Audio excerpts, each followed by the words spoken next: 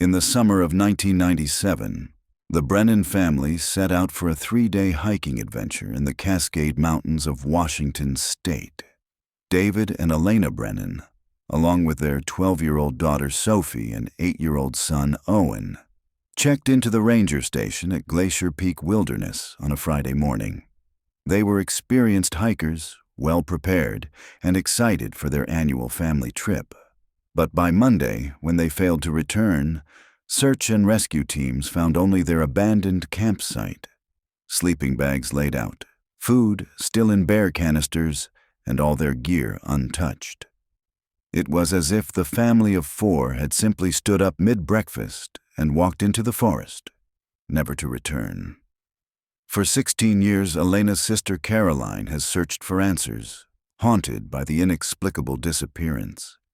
But when a wildfire in 2013 burns through a remote section of the wilderness, it exposes something that should have stayed buried. A discovery so disturbing, it suggests the Brennan family's fate was far worse than anyone imagined, and that perhaps some trails should never be followed.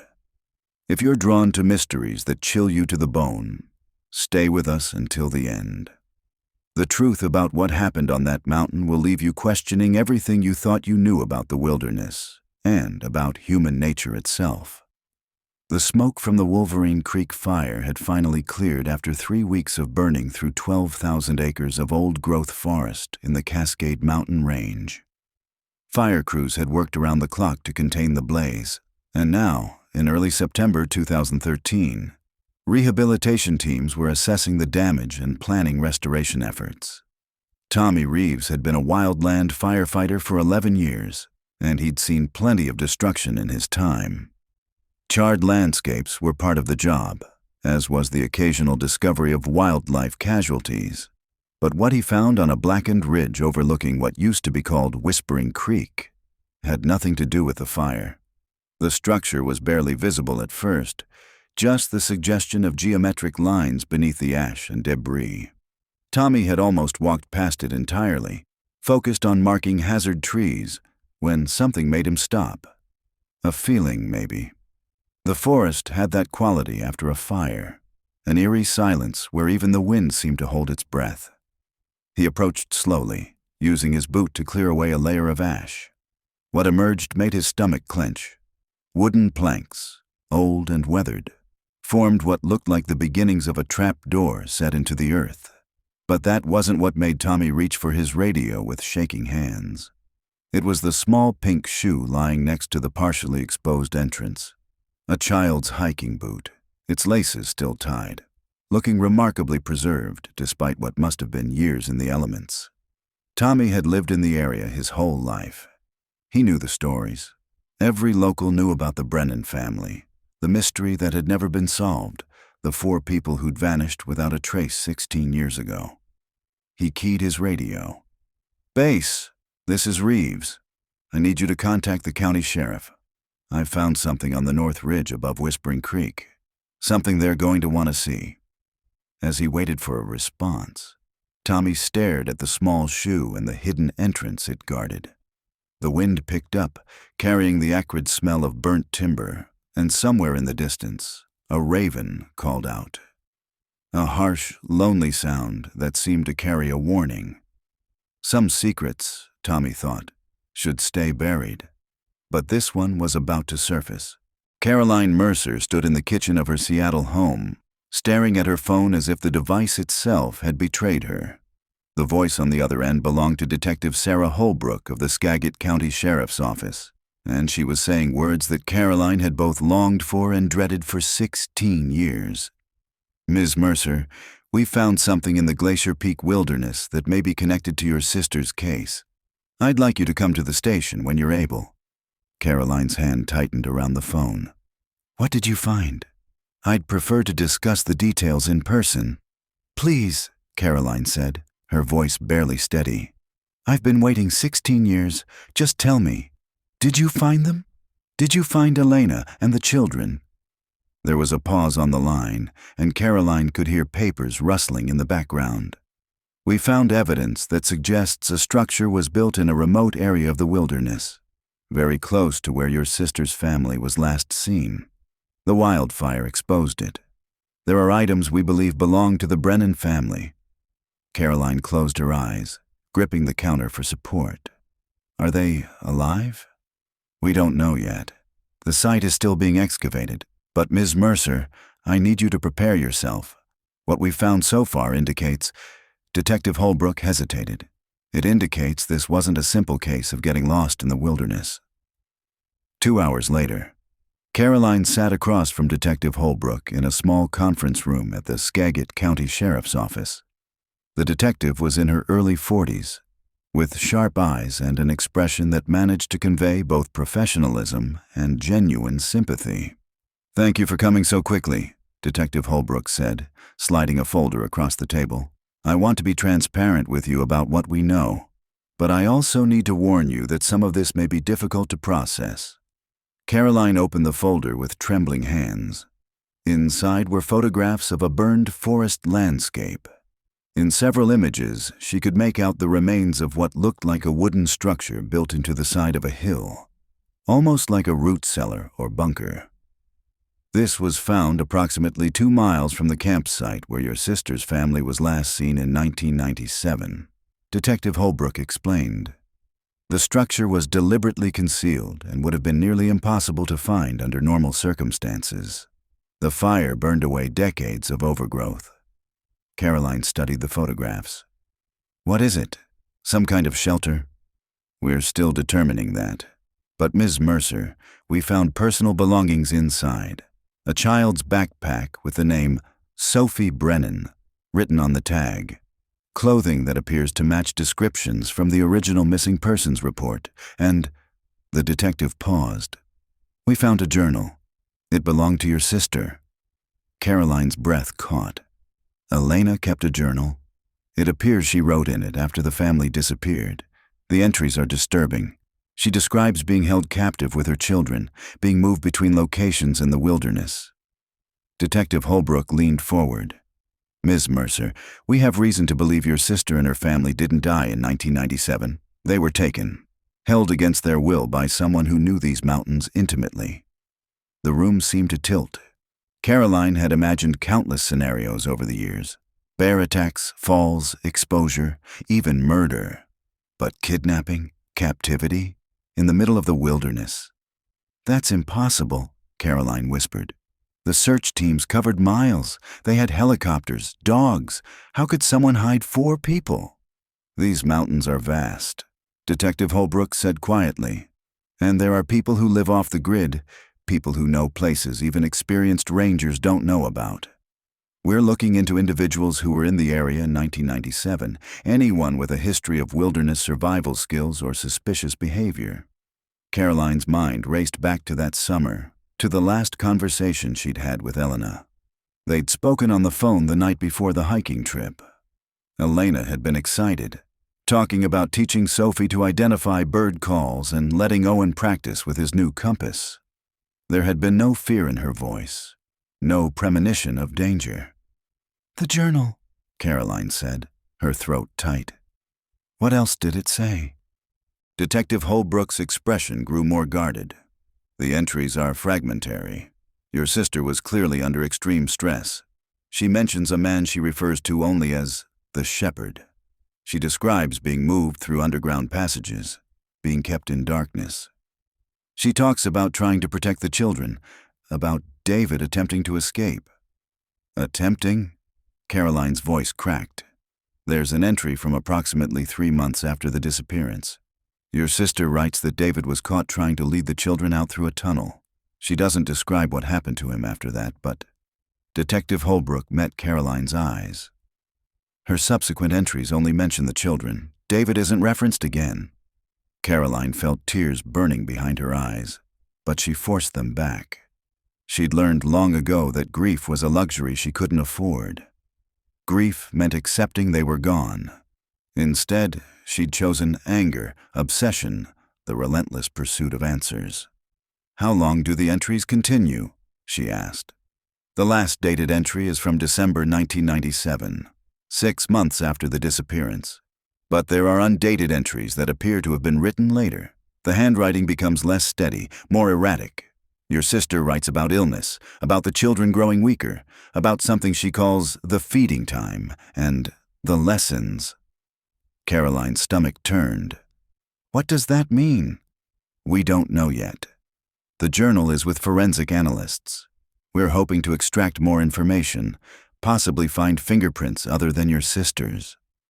Detective Holbrook pulled out another photograph. There's something else. In the last pages of the journal, your sister drew a map.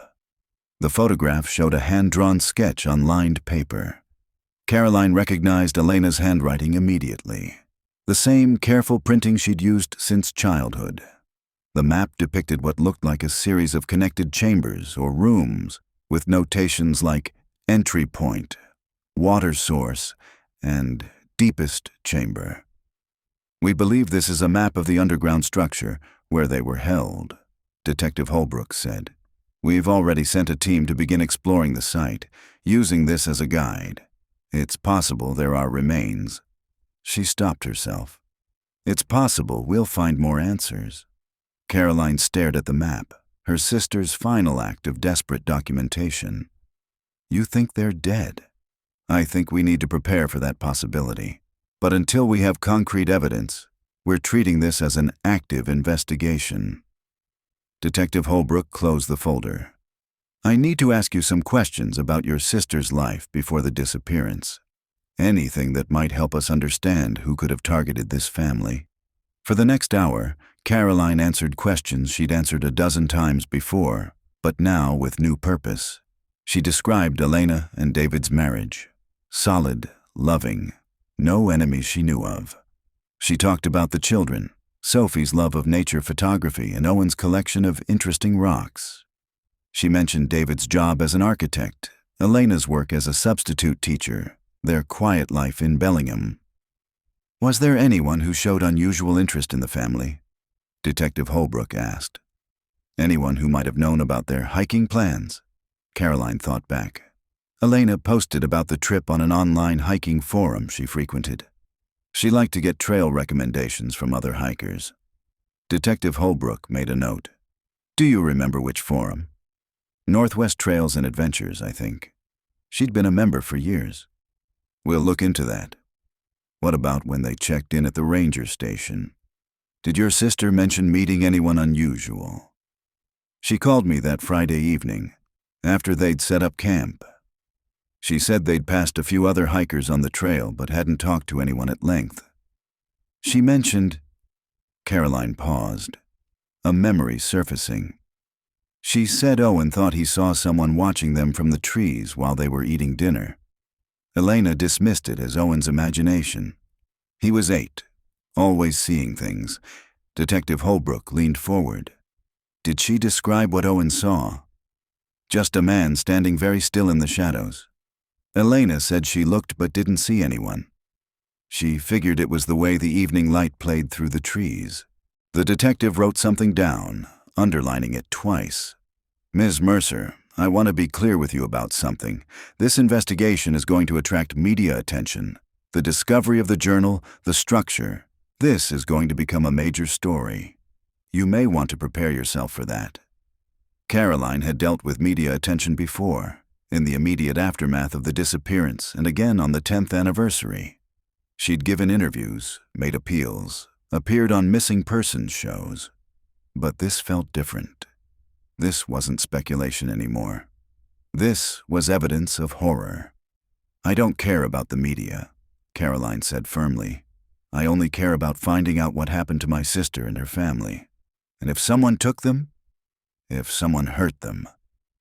Her voice hardened. I want them found. I want them to answer for what they did. Detective Holbrook nodded. That's what we all want. We're going to find the truth, Ms. Mercer, whatever it takes. As Caroline left the sheriff's office, stepping out into the cool September afternoon, she felt the weight of 16 years pressing down on her shoulders. She'd never given up hope, never stopped searching. She'd hiked every trail Elena had planned to take, posted on internet forums, hired private investigators with money she didn't have, and driven herself to the edge of madness with what-ifs. Now, finally, she had something concrete.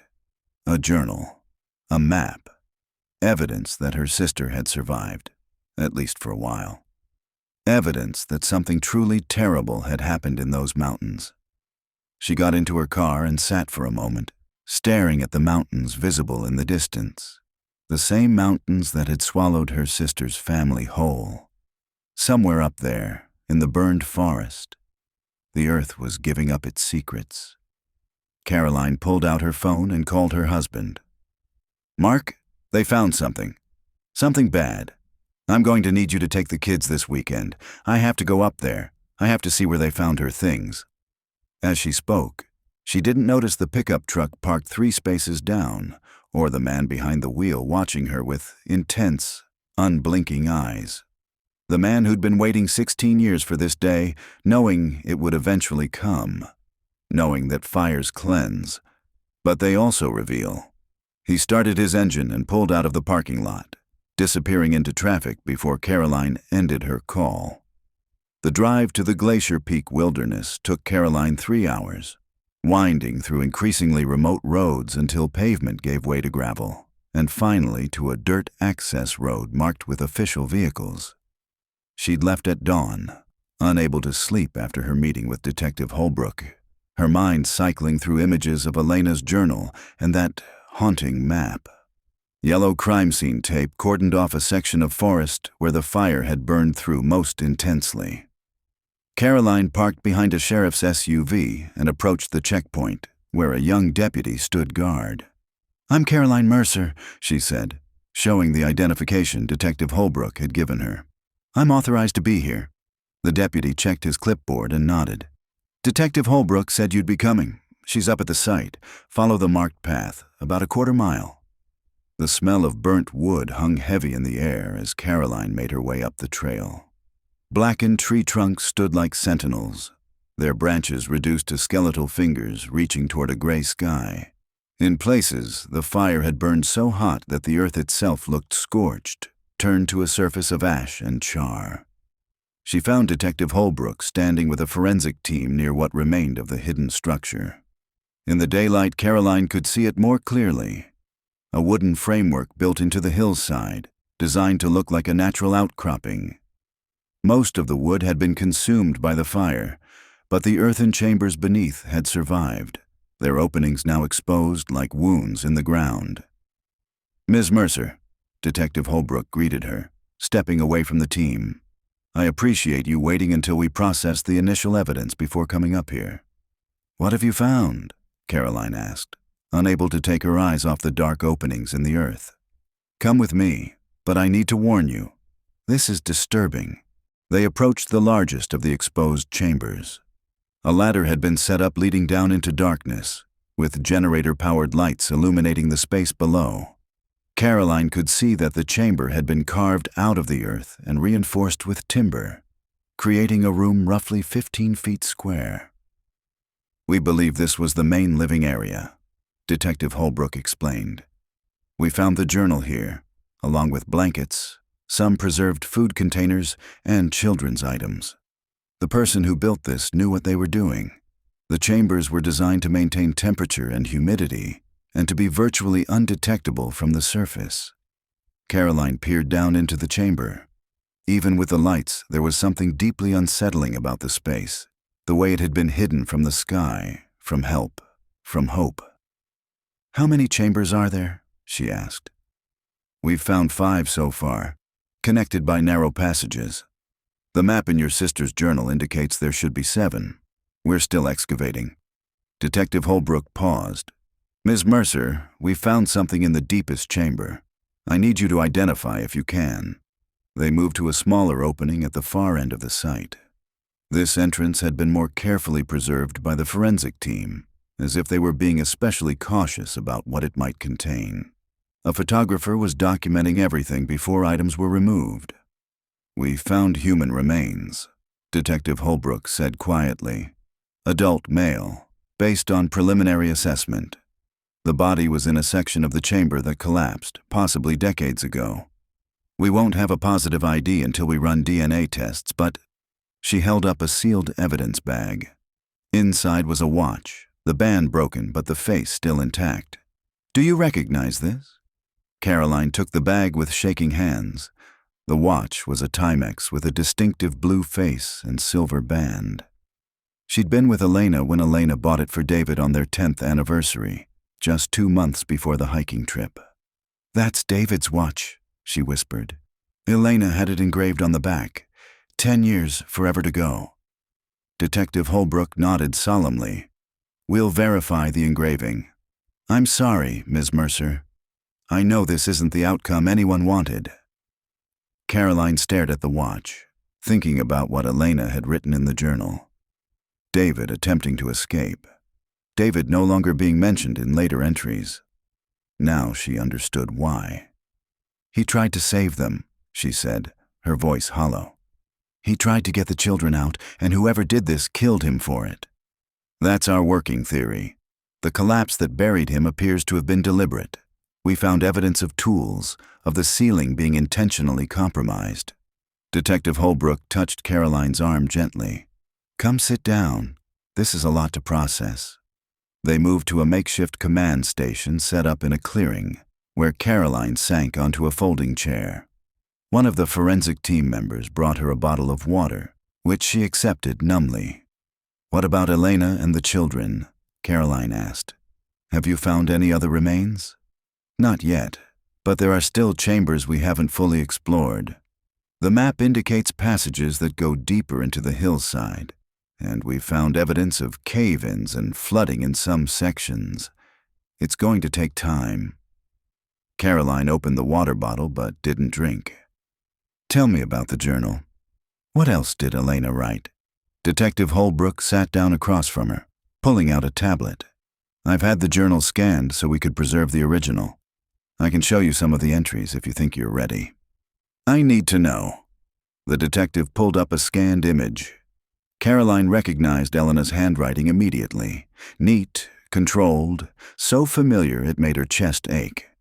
The entry was dated August 3rd, 1997, 2 weeks after the family's disappearance.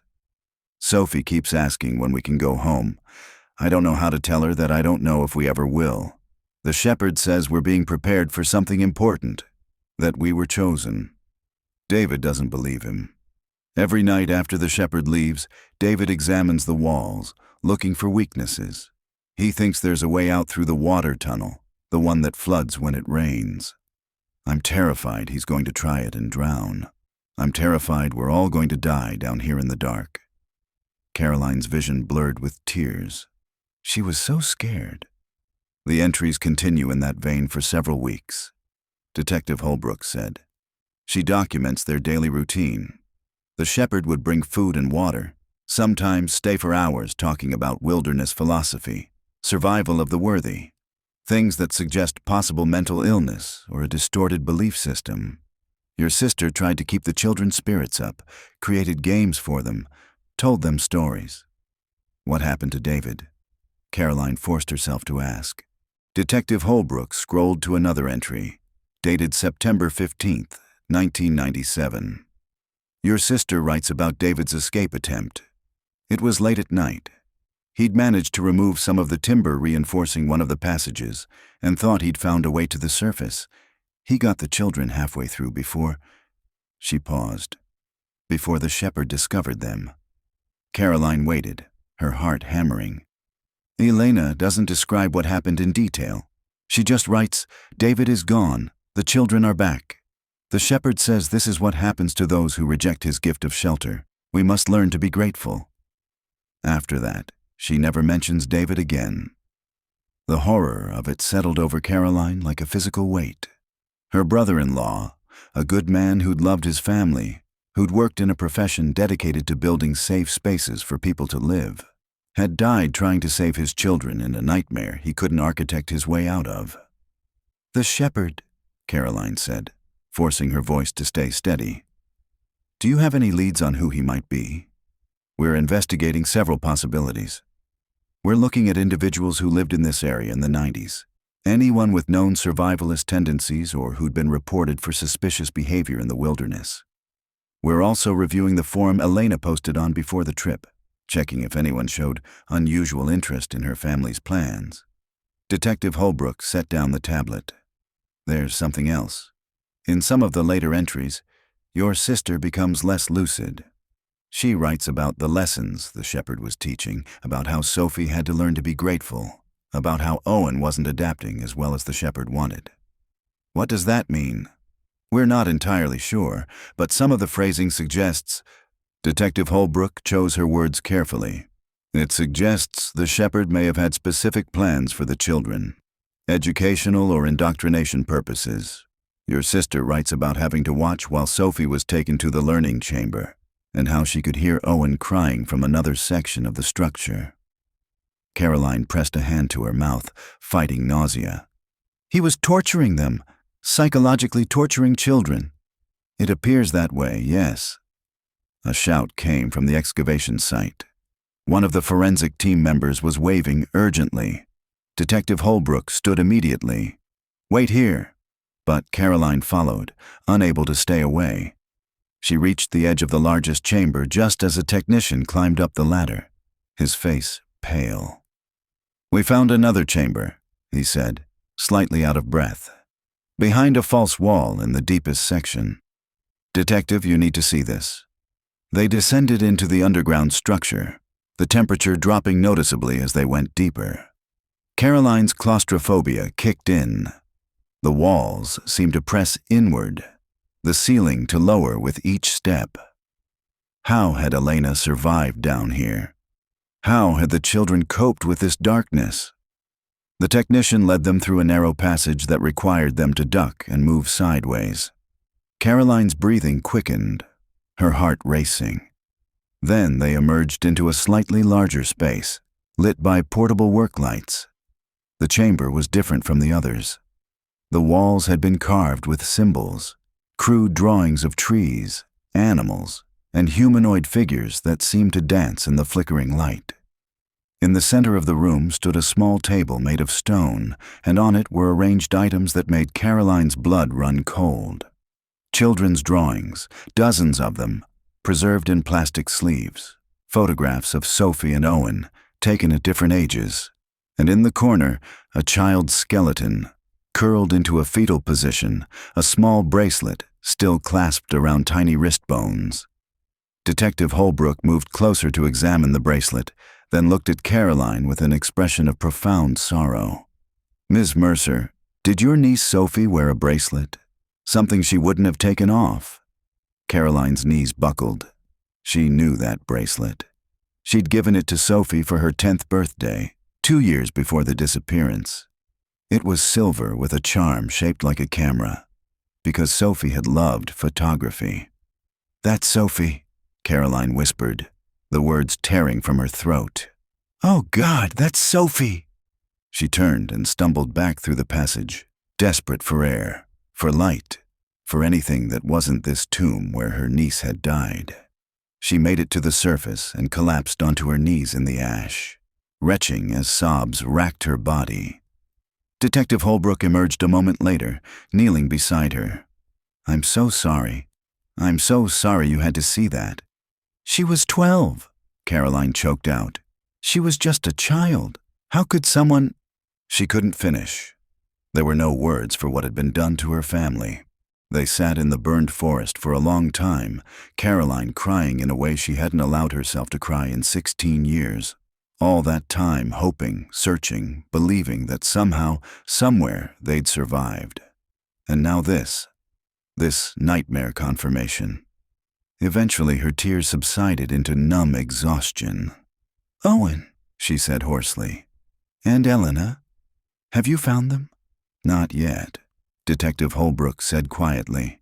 But the journal had later entries, undated ones. "Your sister was alive for some time after Sophie, after we lost Sophie.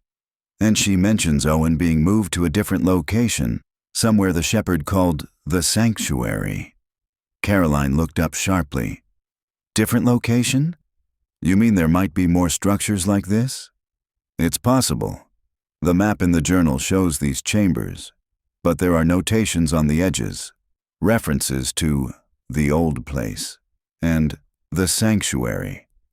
We think the shepherd may have had multiple sites throughout the wilderness.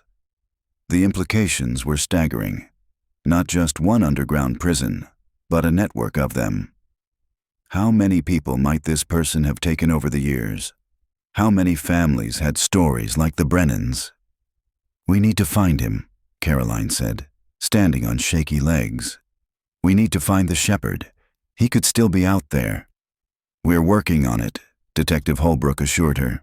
"But Ms. Mercer, you need to prepare yourself for what we might find. Your sister's last entry suggests she was seriously ill. She writes about being unable to keep food down, about fever and confusion. And Owen," she hesitated. "She writes about Owen differently in the later entries, like he'd changed somehow, like he'd stopped resisting. The thought of her 8-year-old nephew being broken by captivity, of his bright curiosity being crushed into submission, was almost more than Caroline could bear. "I want to read the journal," she said. "All of it. Everything Elena wrote.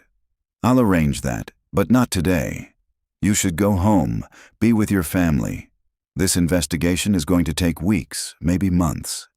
You need to take care of yourself." Caroline knew the detective was right, but the thought of leaving felt like abandonment. Her sister had died in these mountains, along with Sophie and David. Owen's fate was still unknown. How could she just drive away? As if reading her thoughts, Detective Holbrook said, "Your sister documented everything she could in that journal. She drew maps, described the shepherd, recorded details that are helping us build a profile. She fought to leave us answers. The best way to honor that is to let us do our job. We'll find the truth, and we'll find whoever did this." Caroline nodded slowly, taking one last look at the excavation site. Somewhere under that burned earth, her sister had lived and died. But she'd left a message, a trail of breadcrumbs for someone to follow. "Call me the moment you find anything else," Caroline said. "Anything at all." "I will, I promise." As Caroline walked back to her car, she passed the area where they'd found Sophie's remains being carefully documented and prepared for transport. A small pink hair tie lay among the evidence, and Caroline remembered buying it with Sophie at a drugstore, the girl insisting on that exact shade of pink. She got in her car and sat for a moment, staring at the mountains that had taken everything from her. Then she pulled out her phone and called her husband again. "Mark, they found Sophie," she said when he answered. "She's dead. They're still looking for Elena and Owen." She heard his sharp intake of breath. "Caroline, I'm so sorry. Are you okay? Do you need me to come get you?" "No, I'm driving back now. But Mark, I need you to help me with something. I need to research everyone who was in this area in 1997. Hikers, guides, rangers, anyone. There are records somewhere, forum posts, ranger station logs, permits. Someone saw this man. Someone knows who he is." "Caroline, I have to do this," she said firmly. "Elena left a journal. She documented everything she could. Now it's my turn to finish what she started." As she ended the call and started her car, Caroline didn't see the figure standing in the trees at the edge of the burned zone, watching her through binoculars. Didn't see him lower the binoculars and smile. The shepherd had been watching Caroline for 16 years, just as he'd watched Elena before her. Some people, he believed, were meant to find their way to him. They just didn't know it yet. He turned and disappeared into the unburned forest, moving with the practiced silence of someone who'd spent decades learning every trail, every hidden path, every secret these mountains held. The fire had exposed one of his places, but he had others. And if Caroline Mercer wanted to find him so badly, well, the shepherd had always appreciated visitors who came willingly into the wilderness. Caroline spent the next 3 days in a haze of grief and obsessive research. She'd taken leave from her job as a legal assistant, told her children that Aunt Elena's case had developments she needed to focus on, and converted her home office into a makeshift investigation room. The walls were now covered with printouts, maps, timelines, and photographs, both old and new. Mark brought her coffee at odd hours, gently reminding her to eat, to sleep, to remember she had a life outside this tragedy. But Caroline couldn't stop. Every time she closed her eyes, she saw that small skeleton curled in the dark. The bracelet she'd given Sophie still clutched around bone-thin wrist. Detective Holbrook had sent over copies of Elena's journal entries as promised, along with a warning to contact a therapist if the content became too overwhelming. Caroline read every word. Some entries multiple times, searching for clues hidden in her sister's desperate documentation. The entries painted a picture of systematic psychological torture. The shepherd, Elena never learned his real name, would keep the family in darkness for days, then flood the chambers with bright lantern light. He'd withhold food until they thanked him properly for his protection from the dangerous world above. He lectured them about how civilization had corrupted humanity, how only those who could survive in the pure wilderness deserved to continue existing. But it was the entries about the children that haunted Caroline most. October 22nd, 1997. The shepherd took Sophie to the learning chamber again today. She was gone for 6 hours. When she came back, she wouldn't speak, wouldn't look at me, just curled up with her blanket and stared at the wall. Owen asked what the shepherd does in the learning chamber, but Sophie won't say. I think it's better he doesn't know. I think it's better I don't know. I can't bear to imagine. November 8th, 1997. Owen is getting thinner. The shepherd says he's too weak, too attached to soft living. He makes Owen do exercises until he collapses, then refuses to give him water until he can complete them. My son is 8 years old. 8. And this monster is trying to break him like an animal. David, if you can hear me wherever you are, I'm so sorry. I'm so sorry I couldn't protect them. December 15th, 1997. Sophie is gone. The shepherd came this morning and took her to what he calls the final chamber. She's been gone all day. Owen keeps asking when she'll be back. I don't know what to tell him. I don't know if she's coming back. That was the last dated entry. After that, the journal became fragmentary, undated. Elena's handwriting deteriorating from neat script to frantic scrawl. Owen doesn't cry anymore. The shepherd says he's finally learning. I see my son becoming something else, something silent and hollow. Better that than dead. Better that than what happened to Sophie in that final chamber. I can't write what I found. I can't. God forgive me for not protecting her. Sick again. Fever won't break. The shepherd brings medicine, but it doesn't help. Owen sits with me but doesn't speak. He watches me the way the shepherd watches us, like I'm an animal, like I'm prey. The shepherd says Owen is ready to move to the sanctuary. Says he's learned the most important lesson, how to survive by any means necessary. I asked what that means. He smiled, said I'd understand soon enough. Said Owen has a gift for adaptation. I don't recognize my son anymore. The final entry was barely legible, the letters shaky and uneven. Owen gone to sanctuary, alone now, so cold. Can hear water rising. Shepherd hasn't come in days, weeks. Time strange. If someone finds this, tell Caroline I tried. Tell her I loved my babies. Tell her some of us don't die all at once. Some of us die in pieces until there's nothing left to die. Caroline had read that final entry 12 times, tears blurring the words. Her sister had died alone in the dark, sick and abandoned, believing she'd failed her children. The cruelty of it was incomprehensible. Now, 3 days after seeing Sophie's remains, Caroline sat at her computer with a renewed sense of purpose. Detective Holbrook's team was investigating from an official capacity, but Caroline had something they didn't. Intimate knowledge of Elena's habits, her way of thinking, the small details she might have included in online posts that would mean nothing to strangers. She logged into the Northwest Trails and Adventures Forum, the hiking community Elena had been part of for years. The website looked dated, clearly not updated since the late 90s, but it was still active. Caroline had created an account using her own name and started combing through old posts. It took her several hours to find Elena's original thread from June 1997, titled Family Hiking Trip, Glacier Peak Area. Route Suggestions. Elena's post was cheerful and detailed, describing the family's experience level, the children's ages, and their plan for a 3-day trip in late July. She listed the specific trails they were considering and asked for recommendations on campsites suitable for families with children. Caroline scrolled through the responses. Most were helpful and straightforward.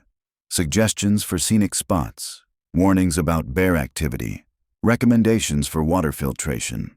But one username appeared multiple times, TrailWatcher77. His first response had been helpful enough, suggesting a campsite near Whispering Creek with good access to water and relatively flat ground for setting up tents. But his follow-up posts had a different quality. TrailWatcher77. You mentioned your daughter likes photography. The area around Whispering Creek has some interesting rock formations just off the main trail, about a quarter-mile north. Not many people know about them. Your family might enjoy exploring there. TrailWatcher77. I'm curious about your son's rock collection. Does he prefer sedimentary or igneous specimens? The Glacier Peak area has some unique geological features I could point you toward if you're interested in educational opportunities. TrailWatcher77. How long have you been teaching your children wilderness survival skills? It's refreshing to see a family taking outdoor education seriously. Too many parents these days raise their children to be dependent on technology and comfort. Caroline felt her skin prickle. The posts were polite, helpful even, but there was something in the way TrailWatcher77 focused on the children, asked specific questions about them, praised Elena's parenting style that set off alarm bells. She clicked on his profile. He'd been a member since 1995 and had posted extensively about wilderness survival, primitive camping, and what he called authentic living, rejecting modern conveniences in favor of traditional skills. Many of his posts had an almost evangelical quality, arguing that civilization was corrupting humanity and that only those willing to embrace hardship and isolation could achieve true enlightenment. Caroline grabbed her phone and called Detective Holbrook. I found something, she said as soon as the detective answered. On the hiking forum, there was a user who showed unusual interest in Elena's family before the trip. I'm listening. Caroline read through the relevant posts, explaining her concerns about the specific focus on the children and the ideology that matched what Elena had described in her journal. Can you send me screenshots of everything? Detective Holbrook asked. We'll have our tech team trace the account, see if we can identify who was behind it. There's more, Caroline said, still scrolling through TrailWatcher77's post history. He made posts in other threads too. There's one from 1995 about a solo hiker who went missing in the North Cascades. He claimed to have information about what happened to her, but said he'd only share it with people worthy of understanding the wilderness's judgment. What was the hiker's name? Caroline checked the thread title. Rebecca Marsh. She was a 23-year-old woman from Oregon who disappeared during a solo backpacking trip. She heard typing on the other end of the line. Rebecca Marsh was never found, Detective Holbrook said. Her case is still open. Ms. Mercer, this could be significant. If the same person who posted as TrailWatcher77 was involved in multiple disappearances, then the Brennans weren't his only victims, Caroline finished. He could have been doing this for years. Send me everything you have. I'm going to contact the FBI. If this is a serial predator operating across multiple jurisdictions, we need federal involvement. After ending the call, Caroline continued digging through the forum. She found more threads where TrailWatcher77 had interacted with hikers planning trips to remote areas. Not all of them led to disappearances. Most people probably hiked their routes and returned home safely. But there were patterns. He seemed to focus on families with children, solo female hikers, and people who expressed interest in primitive camping or extended wilderness stays. He always offered local knowledge and off-trail suggestions. He praised people who wanted to disconnect from civilization and challenge themselves in harsh conditions. Caroline created a spreadsheet, documenting every thread, every user Trail Watcher 77 had interacted with, every recommendation he'd made. Then she started cross-referencing with missing persons cases in Washington state. The results made her stomach turn. Between 1995 and 2000, 7 people who'd posted on Northwest Trails and Adventures had gone missing in the North Cascades. Not all had interacted directly with Trail Watcher 77, but all had posted in threads he'd participated in. All had expressed interest in remote hiking or primitive camping, and none had ever been found.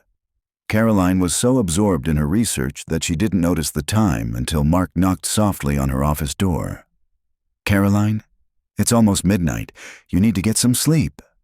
She looked up, realizing her eyes were burning from staring at the screen. "Mark, I think I found him. I think I found the shepherd."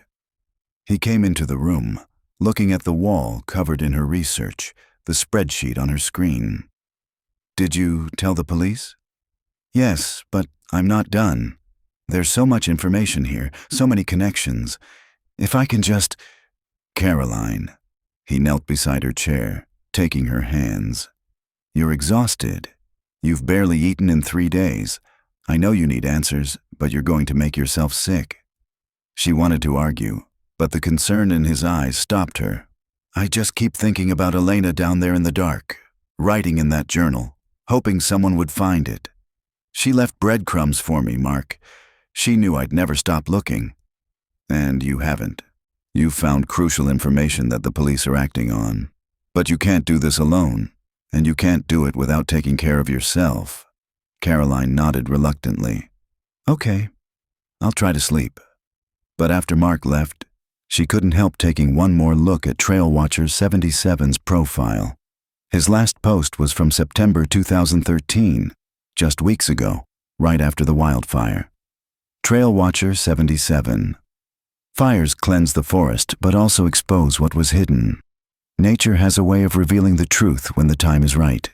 Those who understand the wilderness know that some secrets are meant to surface. The post had been made 2 days before Tommy Reeves found the hidden structure. It was as if Trail Watcher 77 had known what the fire would reveal. As if he'd been waiting for it. Caroline's phone buzzed with a text from Detective Holbrook. "Tech team traced the account. It was created using a public library computer in Bellingham. Different computers each time he posted. Smart. He knew how to cover his tracks, but we're reviewing library security footage from 1997. It's a long shot, but we might get lucky." Caroline texted back. His last post was right before the structure was found. He knew the fire would expose it. The response came quickly. "I saw that. We're working on the theory that he's still in the area, still monitoring the situation. Caroline, I need you to be careful. If this is who we think it is, he's dangerous and he's been evading capture for decades. Don't do anything on your own." Caroline sent a confirmation text, but couldn't shake the unsettled feeling creeping over her. Trail Watcher 77 had watched Elena online, had guided her family toward a specific campsite near his hidden structure. Had he watched them set up camp that Friday evening? Had he been the figure Owen saw in the trees? She pulled up Elena's forum posts again, reading them with new eyes. Her sister's enthusiasm for the trip, her gratitude for Trail Watcher 77's suggestions, her mention of the children's interests. All of it now felt like bait being taken by a predator. One detail caught her attention. In her final post before the trip, Elena had written, "Thanks everyone for the great suggestions. We're definitely checking out those rock formations Trail Watcher 77 mentioned. Owen is already packing his rock hammer. See you all when we get back." The rock formation's a 1/4 mile north of the trail. That was where the hidden structure had been found. Trail Watcher 77 had lured them directly to his trap. Caroline stood and walked to the window, looking out at the darkness.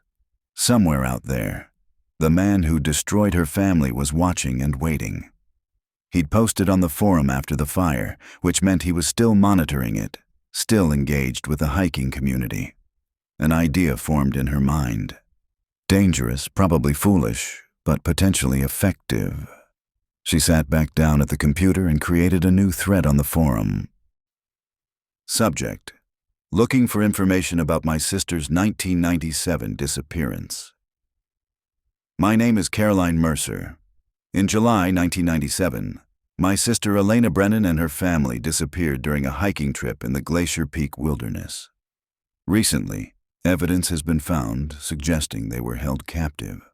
I'm trying to understand what happened to them. If anyone has information about unusual activity in that area during the late 1990s, or knew anyone who spent significant time in the remote sections of the North Cascades, please contact me. I'm particularly interested in connecting with Trail Watcher 77, who gave my sister hiking suggestions before her trip. Any information could help bring closure to my family. She included her email address and hit post before she could second-guess herself. Mark would be furious if he knew what she'd just done. Detective Holbrook would probably be angry too, but Caroline needed to do something active, something that might draw the shepherd out. If he was still monitoring the forum, he'd see her post. And maybe, just maybe, his ego or curiosity would compel him to respond. She refreshed her email every few minutes for the next hour, but no new messages appeared. Finally, exhausted, she shut down her computer and went to bed. But sleep was elusive. Every time she closed her eyes, she saw Owen's face from family photographs, superimposed with the haunting words from Elena's journal. Owen doesn't cry anymore. I don't recognize my son anymore. The shepherd says he's learned the most important lesson. What had happened to Owen in that underground prison? Where was the sanctuary the shepherd had mentioned? And, most disturbing of all, was it possible Owen was still alive somewhere? Caroline's phone buzzed on the nightstand. She grabbed it, expecting a message from Detective Holbrook about the forum post. Instead, it was from an unknown number. A text message with no words, just a photograph. The image showed a young man, probably in his early 20s, standing in a dense forest. He was thin, with dark hair and a hollow expression. He wasn't looking at the camera but staring off to the side, as if watching something in the trees. The photograph was dated. The timestamp in the corner read September 18, 2013, 3 days ago. Caroline's hands shook as she enlarged the image, studying the young man's features. She hadn't seen Owen since he was 8 years old, but there was something in the shape of his face, the set of his eyes, that reminded her of David. Could it possibly be? Another text arrived. Some children adapt. Some become something new. The wilderness teaches those willing to learn. Caroline called the number immediately, but it went straight to a disconnected message. She texted back, "Who is this? Is that Owen?" No response came. She forwarded the messages to Detective Holbrook with shaking fingers, then sat staring at the photograph until her vision blurred. If that was Owen, he'd survived. He was alive, but the hollow look in his eyes suggested that whatever he'd endured had fundamentally changed him. The shepherd had sent her this. She was certain of it. He'd seen her forum post and responded in his own way, showing her that he still had power, still had control over at least one member of her sister's family. Caroline didn't sleep at all that night. She sat in the darkness, studying the photograph, committing every detail to memory, and making a silent promise to Elena. I will find him. I will find your son. And I will make the shepherd answer for what he's done. Detective Holbrook arrived at Caroline's house at 7 in the morning, accompanied by an FBI agent named Marcus Torres. Caroline had been awake for hours, sitting at her kitchen table with the photograph still displayed on her phone, studying it obsessively for any clue about where it might have been taken. Ms. Mercer, Agent Torres said as they settled around the table, I need you to walk me through exactly what happened last night, every detail. Caroline explained about the forum post, about checking her email and then receiving the texts. Agent Torres examined the photograph on her phone, his expression grave. We'll need your phone to extract the full metadata from this image, he said. Sometimes, photographs contain GPS coordinates or other identifying information that can tell us where they were taken. "Do you think that's really Owen?" Caroline asked, unable to keep the desperate hope from her voice. "The age would be about right," Detective Holbrook said carefully. "Owen would be 24 now, and this young man appears to be in his early 20s. But we won't know for certain without DNA comparison or other definitive identification." Agent Torres leaned back in his chair. "Miss Mercer, I need to be direct with you. Posting on that forum was extremely risky. If this is the same person who held your sister's family captive, you've now put yourself on his radar. He knows who you are, where to find you, and that you're actively investigating." "I had to do something," Caroline said. "I couldn't just sit here waiting while he's out there. I understand the impulse, but this individual has successfully evaded law enforcement for potentially decades. He's intelligent, patient, and extremely dangerous. The fact that he responded to your post within hours suggests he monitors that forum regularly. He may have been monitoring it for years, looking for new potential victims." The thought made Caroline's skin crawl. While she'd been researching, posting on the forum, he'd been watching her do it. "What's our next move?" she asked. "We've set up monitoring on your forum account and email," Detective Holbrook explained. "If he contacts you again, we'll trace it. In the meantime, we need to understand more about what happened in those chambers. The excavation has revealed additional details that might help us identify who we're looking for." Agent Torres pulled out a tablet, bringing up photographs from the excavation site. "We found evidence that the structure was built over several years, possibly starting in the early 1990s. The construction shows sophisticated knowledge of engineering, wilderness survival, and psychology. The learning chamber your sister mentioned in her journal was designed for sensory deprivation and manipulation. We found restraints, audio equipment for playing recorded sounds, and evidence of temperature control." Caroline felt sick. "What kind of sounds?" "Recordings of forest noises, animal calls, wind, rain, but also human voices. We're analyzing them now, but initial review suggests they were meant to disorient and confuse, creating an environment where captives couldn't distinguish between real and recorded sounds, day and night, inside and outside." "Psychological torture," Caroline said quietly. "Exactly. This wasn't just about physical captivity. Whoever built this place wanted to break down his victims' sense of reality, make them dependent on him for basic information about their own environment." Detective Holbrook pulled up another image. "We also found something else, tools that were used for carving those symbols we saw in the final chamber. They were high quality, well maintained, the kind of tools a professional craftsman or artist would use." "So we're looking for someone with artistic or craftsman skills?" Caroline asked. "Possibly, or someone who values precision and detail. The symbols themselves appear to be a personal mythology, a combination of indigenous petroglyphs, Christian imagery, and what our consultant believes are original creations. Whoever made them was trying to communicate something about their belief system." Agent Torres swiped to a close-up of one of the carvings. It showed a human figure standing among trees, with other smaller figures kneeling before it. This motif appears repeatedly, a shepherd figure with followers. The dominant figure always has its arms outstretched, as if offering protection or demanding worship. Caroline studied the image, thinking about the entries in Elena's journal. The shepherd had seen himself as a protector, saving worthy people from the corruption of civilization. In his twisted worldview, he was doing them a favor by imprisoning them.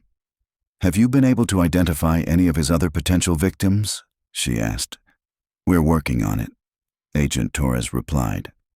"The 7 missing persons cases you identified from the forum are being reinvestigated. We've also started looking at unsolved disappearances throughout the Pacific Northwest, dating back to the early 1990s. The pattern suggests he may have started with solo hikers, easier targets, less likely to be immediately missed, before escalating to families." "Why families?" The question had haunted Caroline since she'd first learned the truth. What would make someone target entire families? "Control," Agent Torres said simply. "When you take a family, you have leverage. Parents will do anything to protect their children. Children will comply to protect their parents. It creates a web of fear and dependency that's easier to manipulate than a single individual who only has themselves to worry about.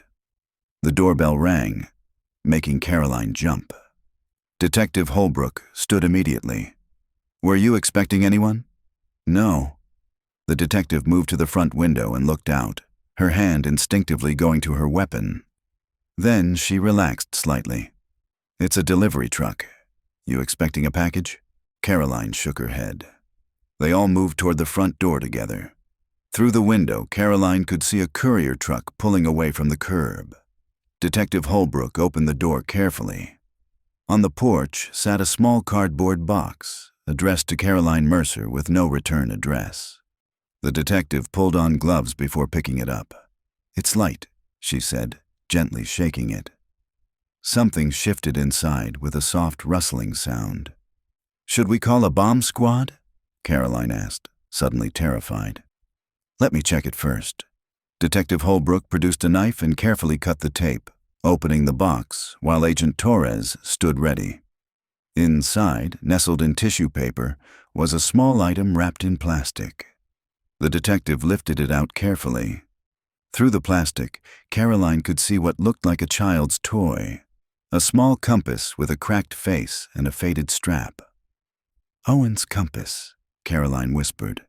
"Elena gave it to him for Christmas the year before they disappeared. He took it everywhere." Detective Holbrook laid the package on the porch and photographed it from multiple angles before carefully opening the plastic. The compass was definitely old, weathered from years of exposure. Attached to it with a rubber band was a small piece of paper. The note was handwritten in neat, precise letters. "He who loses his way in the wilderness can either perish or become wilderness himself. Owen chose wisely." "Will you?" Caroline's knees went weak.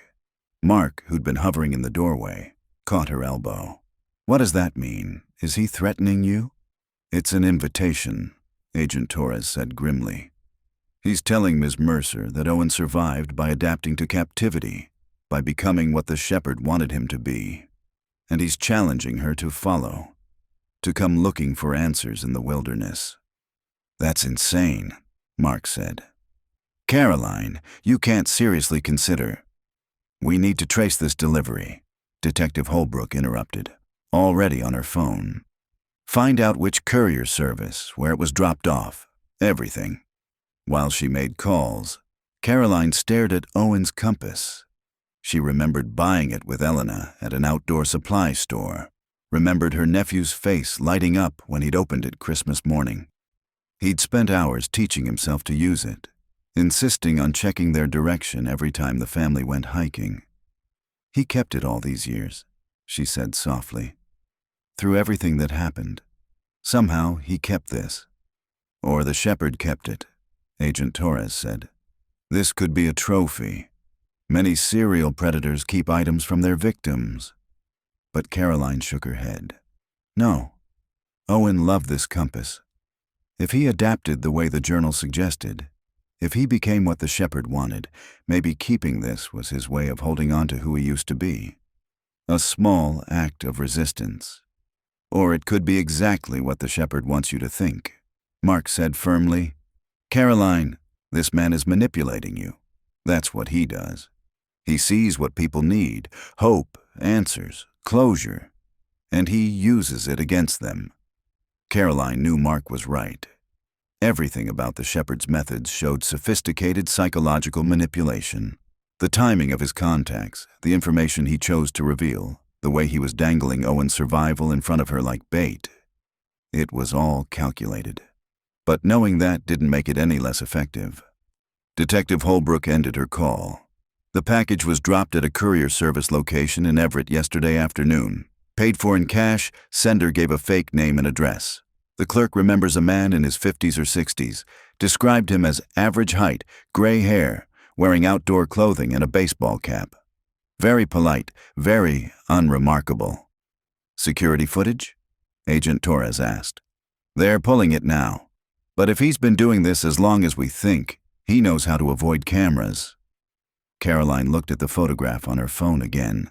Then at the compass. 2 messages in less than 12 hours. The shepherd was escalating, becoming more bold. Why? He's worried, she said suddenly. The fire exposed his structure. We found Elena's journal. He knows we're building a case against him. He's trying to control the narrative, stay one step ahead. Agent Torres nodded slowly.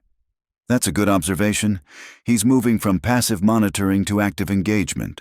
That could mean he's feeling pressured, but it could also mean he's preparing for something. Like what? Like relocating, destroying evidence, or... Agent Torres hesitated. Or finishing what he started. If Owen really is alive and has been with him all these years, the shepherd might decide it's too risky to keep him now that we're closing in. The thought sent ice through Caroline's veins. We have to find him, before he hurts Owen or disappears completely. We're doing everything we can, Detective Holbrook assured her. We have teams reviewing the forum archives, analyzing the journal entries for geographic clues, and re-examining every missing persons case that matches the pattern. The FBI is coordinating with park services and forest rangers across the entire Pacific Northwest. If he has other structures out there, we'll find them. But Caroline heard the unspoken qualifier. We'll find them eventually, which might not be soon enough. I want to go back to the excavation site, she said. There might be something in the chambers we missed, something that only someone who knew Elena would recognize. Detective Holbrook exchanged a glance with Agent Torres. The site is still being processed. I know, but Elena left that journal knowing I'd find it. Maybe she left other messages, other clues meant specifically for me. It's possible, Agent Torres admitted. Family members sometimes notice details investigators overlook because they understand personal significance that wouldn't be obvious to strangers. Then let me try. Please. After a long moment, Detective Holbrook nodded. All right, but you go with an escort. You touch nothing without authorization, and if we tell you to leave, you leave immediately. Understood? Understood. They made plans to visit the site the following morning. After the detective and agent left, taking Owen's compass as evidence, Caroline sat with Mark in the kitchen. Are you sure about this? He asked quietly. Going back up there, potentially putting yourself in this man's sights. I'm already in his sights. He knows who I am, where I live. The question is what I do with that. You could let the professionals handle it. Let them do their job while you stay safe. Caroline took his hand. If it was our children, could you do that? Could you sit home and wait while someone else looked for them? Mark closed his eyes. No, I couldn't. But Caroline, our children need their mother. They've already lost their aunt and cousins. I can't... His voice broke. I can't lose you too. You won't. I promise I'll be careful. But I have to see this through. For Elena, for Sophie and David, and for Owen, if there's any chance he's still out there. That night, Caroline lay awake again, listening to the house settle around her. She thought about Owen at 8 years old, bright and curious, and so excited about his rock collection. She thought about what he might have become after 16 years with the shepherd, shaped and molded by captivity into something unrecognizable. Her phone buzzed. Another text from the same unknown number.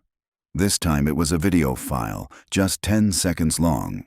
Caroline's hands shook as she pressed play. The footage showed a young man, the same one from the photograph, sitting at a rough wooden table in what looked like a cabin. He was carving something, his hands moving with practiced precision. The camera angle suggested whoever was filming was standing in a doorway, watching him. The young man looked up briefly, directly at the camera, before returning to his work. His expression was blank, almost serene. There was no fear in his eyes, no plea for help. Just empty acceptance. The video ended. Caroline called Detective Holbrook immediately, forwarding the file. Then she lay in the darkness, thinking about that empty look in the young man's eyes. Whether it was Owen or not, whoever he was had been broken completely. The shepherd had won with him, but Caroline was determined not to let him win permanently. Tomorrow she'd go back to those underground chambers. She'd search for whatever Elena had left behind. And somehow, she'd find a way to bring the shepherd into the light, even if it meant walking into the darkness to do it. The drive to Glacier Peak Wilderness the next morning felt different than it had days earlier. Caroline was accompanied by Detective Holbrook and a forensic specialist named Dr. Janet Reese, a woman in her 60s who specialized in archaeological crime scene analysis. They traveled in silence, each lost in their own thoughts about what they might find. The excavation site had grown since Caroline's last visit. What had been a small team was now a full operation, with multiple tents set up for evidence processing, additional generators powering work lights into the underground chambers, and specialists from various agencies working in coordinated shifts. "We've mapped 6 of the 7 chambers your sister indicated in her journal," Dr. Reese explained as they approached the main entrance. "The 7th has been more challenging. It appears to be accessed through a flooded passage that's completely submerged. We're bringing in cave diving specialists tomorrow." Caroline felt a chill. Elena's final entries had mentioned hearing water rising. Had she drowned in that 7th chamber, alone in the dark? They descended into the structure using a more permanent ladder system that had been installed. The temperature dropped immediately, and Caroline's breath misted in the light from the work lamps. The earthen walls felt close, oppressive, and she had to consciously control her breathing to fight the claustrophobia. "We've documented and removed most of the physical evidence," Dr. Reese said, leading them through the narrow passage into what had been the main living chamber. "But I'd like you to look at everything we've photographed in situ. Sometimes family members notice significance in positioning or arrangement that we might miss." She pulled out a tablet showing hundreds of photographs. Caroline scrolled through images of the chamber as it had been found. The blankets still laid out, a makeshift shelf holding preserved food containers, a corner that appeared to have been designated for waste. One photograph made her stop. In the corner of the chamber, scratched into the earthen wall at child height, were tally marks, hundreds of them, organized in groups of 5. "How many?" Caroline asked, her voice barely audible. Dr. Reese checked her notes. 347 marks. If each represents a day, that's nearly a year. Caroline thought about Sophie making those marks, counting days in the darkness, holding onto some measure of time when everything else had been stripped away. The final mark was incomplete, just 4 scratches instead of 5, as if Sophie had made it in the morning and never returned to complete it. "There's something else I want to show you," Detective Holbrook said, leading Caroline to the chamber where they'd found Sophie's remains. The skeleton had been carefully removed, but the space still held evidence of the horror that had occurred here. "Look at the drawings," the detective said, pointing to the walls. Caroline had noticed them during her first visit, but she'd been too overwhelmed to study them closely. Now, with more stable lighting, she could see details that had been hidden in shadow. Mixed in with the crude symbols carved by the shepherd were different drawings, lighter, more delicate, clearly made by a child's hand. They weren't carved, but drawn in charcoal.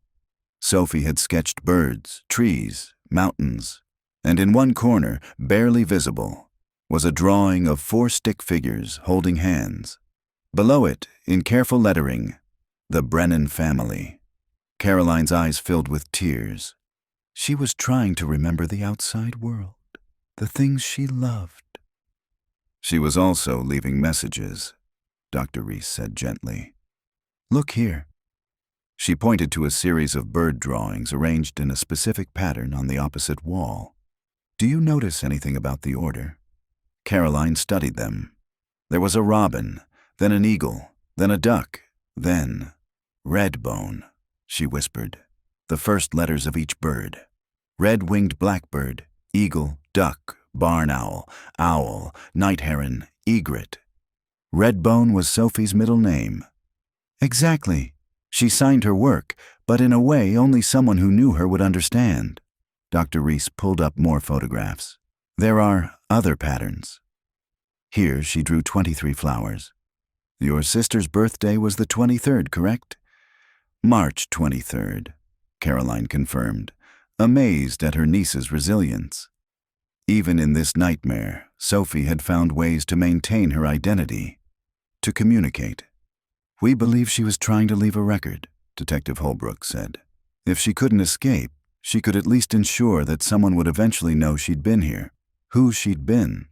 They spent another hour reviewing photographs, with Caroline identifying details that meant nothing to the investigators but everything to her. A series of scratches that marked Sophie's height at different times, showing how she'd grown during her captivity. A small alcove where Owen's treasured rocks had been carefully arranged, each one a specimen he'd collected before the abduction. But it was in the photographs of the deepest chamber that Caroline found something that stopped her cold. "Wait," she said, zooming in on an image of the carved symbols. "That's not random." Dr. Reese moved closer. "What do you see?" "These symbols, they're not just decoration. Elena taught mathematics. She used to create codes and puzzles for her students. Look at the pattern." Caroline traced the symbols with her finger on the screen. The shepherd carved his symbols in a circular pattern, but there are small marks within some of them. Tiny scratches that could be natural damage, except they're too regular. She grabbed a piece of paper and started copying down the marks, translating them based on a code she and Elena had invented as children. A simple substitution cipher they'd used to pass notes. The letters emerged slowly. "Sanctuary North 3 miles, Old Mine." "She found out where he took Owen," Caroline breathed. "The sanctuary he mentioned in the journal. It's 3 miles north, at an old mine." Detective Holbrook immediately radioed her team. "We need topographical maps of the area. Identify any old mining operations within a 5-mile radius." Within 20 minutes, they had an answer. There were 3 abandoned mine sites in the area, all dating back to the early 1900s, when copper mining had briefly flourished in the region. The closest was 2.8 miles north-northwest of the current location, close enough to match Elena's message. "We need to search that site," Agent Torres said over the radio. He'd been coordinating operations from the command tent above ground. "But carefully. If the shepherd is still using it, we don't want to tip him off." Caroline looked at Detective Holbrook. "I need to come with you." "Absolutely not. If this is an active site." "Elena left me that message specifically. She knew I'd find it because she knew how I think, knew the code we shared. Maybe there are other messages there, other things only I would recognize." The detective hesitated, clearly torn between protocol and practicality. "If you come, you stay back. You don't approach the site until we've cleared it. Agreed?" "Agreed." They assembled a team, 6 officers, Agent Torres, Detective Holbrook, and Caroline. The hike to the mine took nearly 2 hours, following old logging roads that had long since been reclaimed by forest. The landscape here showed less fire damage, with thick canopy blocking out most of the midday sun. The mine entrance was concealed behind a rock fall that looked natural but, upon closer inspection, showed signs of deliberate arrangement. Someone had carefully positioned boulders to hide the opening while still allowing access through a narrow gap. Agent Torres organized the team into tactical positions while 2 officers equipped with cameras and weapons prepared to enter. Caroline waited with Detective Holbrook behind a fallen log, her heart pounding so hard she could hear it in her ears. The officers disappeared into the darkness. Long minutes passed. Then one of them emerged, his face pale in the dim forest light. "You need to see this," he said. They approached carefully, squeezing through the gap in the rocks. The mine entrance opened into a larger tunnel, reinforced with old timber supports. Modern LED lanterns had been strung along the walls, leading deeper into the earth. The tunnel branched into multiple passages, but the main route was marked with painted symbols on the walls, the same symbols the shepherd had carved in the other structure. They followed these deeper, the air growing colder and more stale. Finally, they emerged into a large chamber that made the underground structure at Whispering Creek look primitive by comparison. This was the shepherd's true sanctuary. The space had been outfitted almost like a real home. There were solar panels visible through a cleverly disguised vent to the surface, providing power to lights, a small refrigerator, even a computer setup. Shelves lined the walls, filled with books, supplies, and dozens of journals. But what dominated the room was the wall of photographs. Hundreds of images, carefully arranged and labeled. Solo hikers, families, couples, all in wilderness settings, most appearing to be candid shots taken from a distance. Below each photograph was a notation, dates, locations, and, in some cases, a red X. Caroline moved closer, scanning the faces. There was Rebecca Marsh, the solo hiker from 1995, a family of 3 from 1998, 2 young women from 2001, all marked with red X's. And there, in the center, were photographs of the Brennan family. Multiple shots from their camping trip. David setting up the tent, Elena helping Sophie with her camera, Owen examining rocks. The photos had been taken from the tree line, the subjects unaware they were being watched. "He stalked them," Caroline whispered. "For how long?" Agent Torres was examining a desk in the corner. "There are files here, detailed files on each victim." He opened a folder labeled Brennan Family. July 1997. Inside were pages of handwritten notes documenting David and Elena's work schedules, the children's school activities, their home address, even Elena's posts on the hiking forum. The shepherd had been watching the family for months before the abduction, learning everything about them. Detective Holbrook found something else, a map on the wall showing the Cascade Mountain Range with multiple locations marked. There are at least 8 other sites indicated here. If each one is a structure like the others, he could have dozens of victims, Agent Torres finished grimly. Caroline was drawn to a newer section of the wall where more recent photographs were displayed. And there he was, the young man from the texted photograph, shown in various poses around what appeared to be this very chamber, cooking at a small stove, reading from one of the journals, sitting at the computer. The most recent photo was dated September 20th, 2013, 3 days ago. The young man was standing at the mine entrance, looking out at the forest with that same hollow expression. "Owen," Caroline breathed. "He's real. He's alive." But there was something else in the photograph that made her stomach turn. Visible in the background, partially hidden in shadow, was another figure. Older, watching Owen with an expression of satisfaction. The shepherd, finally caught on camera in his own lair. "We need forensics here immediately," Agent Torres said, already on his radio. "This is a treasure trove of evidence. If we can identify him from these photos, track the computer activity." A sound from deeper in the mine made everyone freeze. Footsteps. Someone was approaching from one of the side passages. The officers immediately took defensive positions, weapons drawn. "Federal agents, come out with your hands visible." The footsteps stopped. For a long moment, there was only silence. Then a voice, young and uncertain, called out, "Are you here to take me away?" Caroline's breath caught. That voice, it sounded like David, like her brother-in-law. "We're with the FBI," Agent Torres called back. "Come out slowly with your hands up. We're not going to hurt you." A figure emerged from the shadows. The young man from the photographs, thin and pale, with dark hair hanging in his eyes. He was wearing worn outdoor clothing and held his hands above his head, but there was no fear in his expression. Just empty curiosity. "Are you Owen Brennan?" Detective Holbrook asked carefully. The young man tilted his head, considering the question. "I was once, a long time ago." Caroline stepped forward despite the detective's restraining hand. "Owen, I'm your Aunt Caroline, your mom's sister. Do you remember me?" Those hollow eyes focused on her, and for just a moment, something flickered in their depths. Recognition, hope, but it was gone so quickly Caroline might have imagined it. "Aunt Caroline," he said slowly, as if testing out the words. "You used to bring me books about rocks, geology books. Tears streamed down Caroline's face.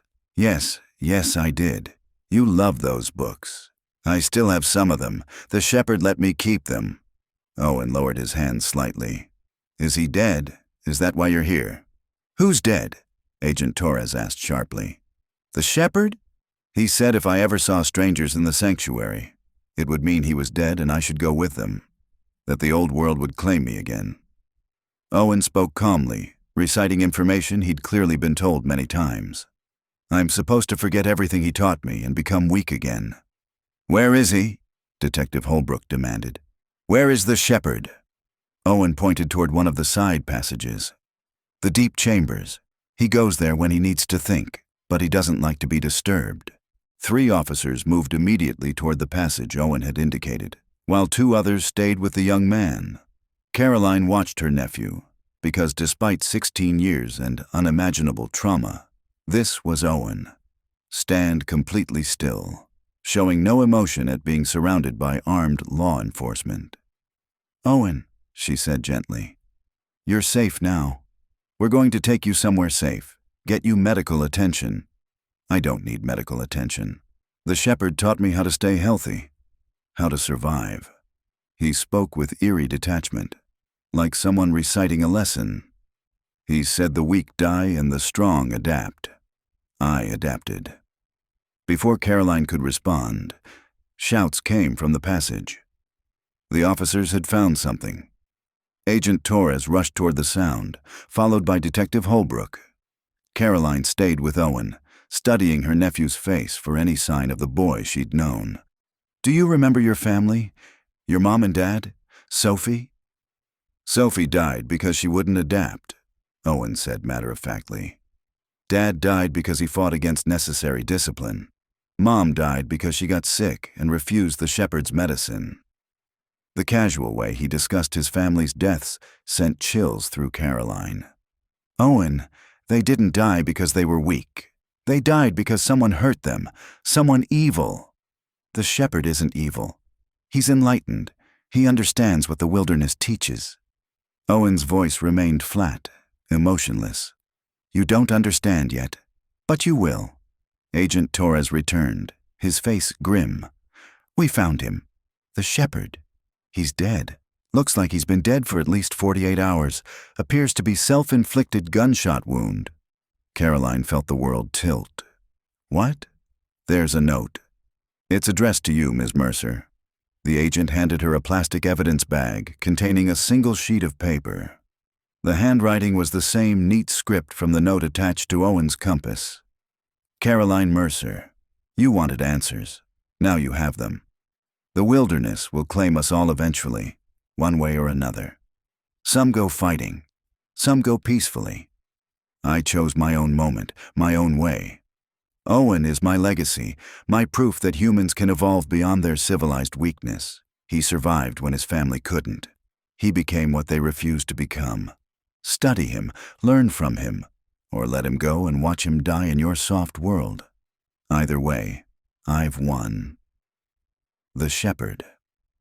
Caroline looked at Owen, who was watching her with those empty eyes.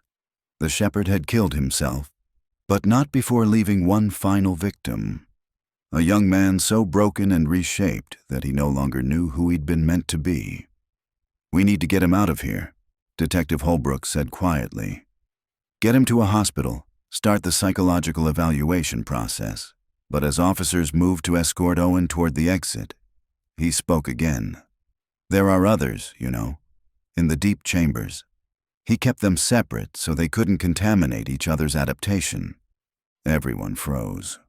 What others? Agent Torres demanded. Owen smiled for the first time, a strange, unsettling expression. The ones who are still learning, the ones who haven't adapted yet. Would you like to meet them? The mine's deep chambers extended far beyond what the initial survey had suggested. Owen led the team through a maze of passages with the confidence of someone who'd walked these routes countless times. Officers flanked him on both sides, but he showed no awareness of being guarded or any inclination to flee. How many others? Agent Torres asked as they descended deeper into the earth. Owen considered the question. 3 that are still alive. Maybe 4. The shepherd stopped bringing new students after the fire exposed his first teaching site. He said it was too risky, that we needed to perfect the ones already chosen. The casual reference to human beings as students made Caroline's skin crawl. She followed behind the main group, with Detective Holbrook staying close beside her. "You shouldn't be seeing this," the detective whispered. "Whatever we find down here, I need to," Caroline interrupted. "If there are survivors, if there are families still waiting for answers like I was, I need to bear witness." The passage opened into a larger chamber similar to the one where they'd found the shepherd's body. But this space had been divided into separate cells, each sealed with a heavy wooden door reinforced with metal bars. There were 5 doors total, 3 of which had padlocks securing them. "They're in there," Owen said, pointing to the locked doors. "The shepherd kept them separated. He said isolation accelerates adaptation. The ones who can endure solitude become stronger." Agent Torres approached the first door, which had a small window cut into the wood at eye level. He peered through, then stepped back quickly, his expression shocked. "There's someone in there. Young woman, appears to be in her 20s. She's alive but unresponsive." He moved to the next door. "This one has a man, older, maybe 30s. Same condition. Alive but catatonic." The third door revealed another young woman, but unlike the others, this one reacted to the window opening. She rushed forward, pressing her face against the bars, her eyes wild. "Please," she gasped, her voice hoarse from disuse. "Please get me out. He's dead, isn't he? I heard the gunshot days ago. He's dead and you found us, please." "Stand back from the door," Agent Torres said gently. "We're going to get you out. Just step back so we can work the lock." The woman retreated, and officers began working on the padlock. While they did, Caroline approached Owen. "How long have they been here, these people?" "Time moves differently down here," Owen replied, that eerie detachment still present. The shepherd said measuring time was a civilized weakness, but the woman who speaks, she's been here the shortest. 2 winters, maybe 3. 2 or 3 years? Caroline felt sick. "And the others?" "Longer. The man has been learning for 5 winters, the silent woman for 7. Owen watched the officers work with mild interest, as if this was all academic. "They haven't adapted as well as I did. The shepherd said some people are too broken by their old lives to accept new truth." The first lock gave way, and officers cautiously entered the cell. The young woman who'd spoken collapsed into their arms, sobbing and incoherent. Medics who'd been called to the scene rushed forward with blankets and water. As they brought her out into the larger chamber, Caroline got a better look. The woman was emaciated, her clothes hanging off her frame, her hair matted and filthy. But she was alive and conscious, and despite her obvious trauma, there was still light in her eyes. Still fight. "What's your name?" one of the medics asked gently. Sarah Chen.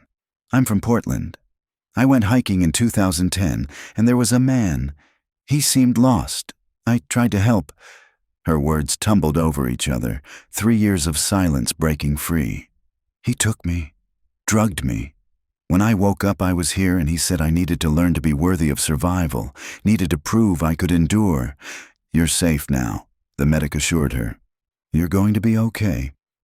They worked on the second lock while Caroline watched Sarah being tended to. 3 years in isolation, enduring whatever psychological torture the shepherd had devised. And yet she'd survived with her sense of self intact, refusing to adapt the way Owen had. The second door opened to reveal a man in his 30s, sitting cross-legged in the corner of his cell, staring at nothing. Unlike Sarah, he showed no reaction to the officers entering. They had to physically lift him to his feet and guide him out. "What's your name?" Detective Holbrook asked him gently. No response. The man's eyes tracked movement, but showed no comprehension, no recognition that anything had changed. "He's been like that for 2 years," Owen offered helpfully. The shepherd said his mind retreated into itself. A defensive mechanism, but ultimately a failure of adaptation. The strong mind learns to find peace in isolation, not escape from it. Caroline wanted to shake her nephew, to scream that these weren't lessons but atrocities. But she could see that Owen genuinely believed what he was saying. The shepherd had so thoroughly reconstructed his worldview that Owen saw nothing wrong with any of this.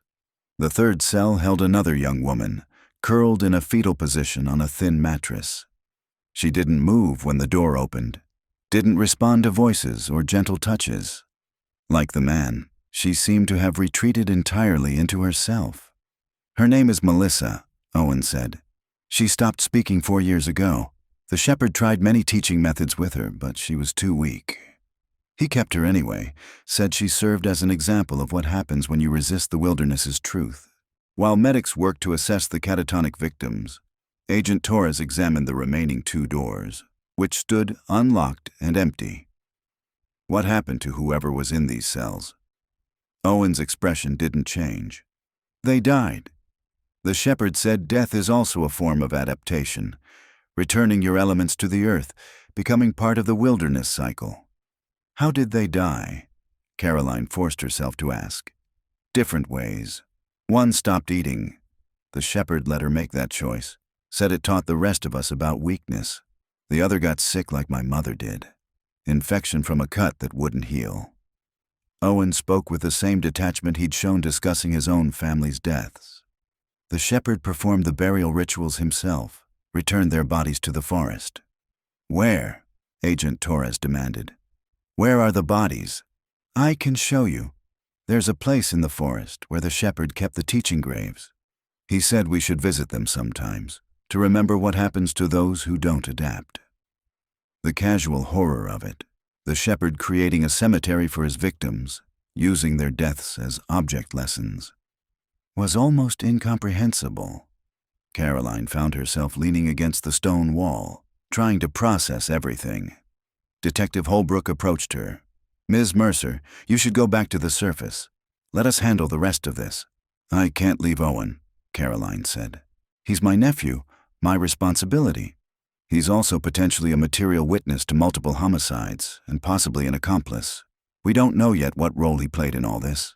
Caroline looked at Owen, who was calmly watching the medics work. He was 8 years old when this started. Whatever he became, it wasn't his choice. Maybe not, but that's for mental health professionals to determine.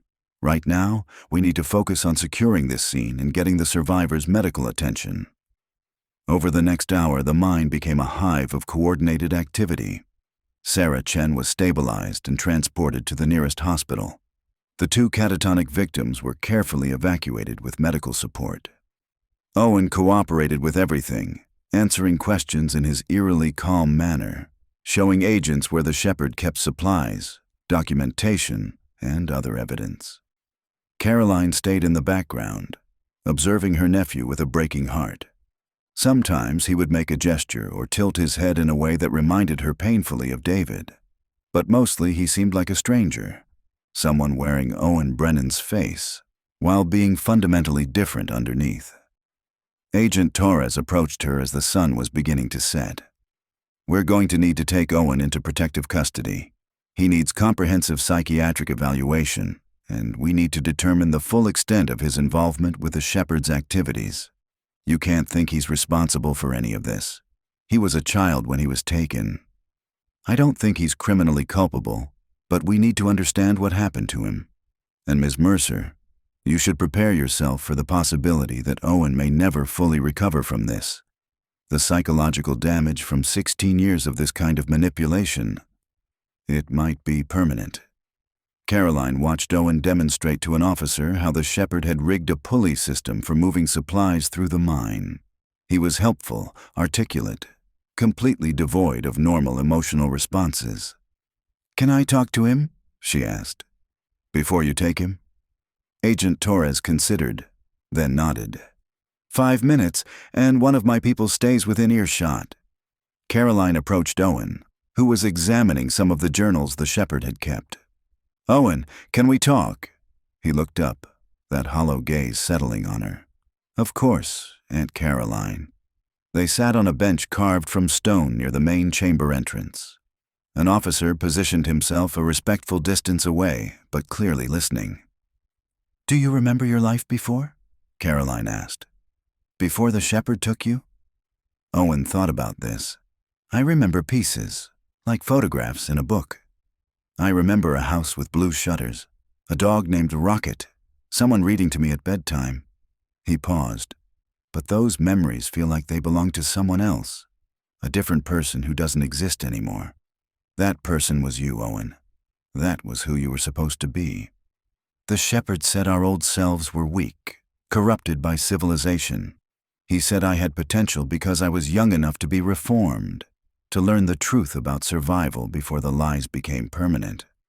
Owen picked up one of the journals, running his fingers over the cover.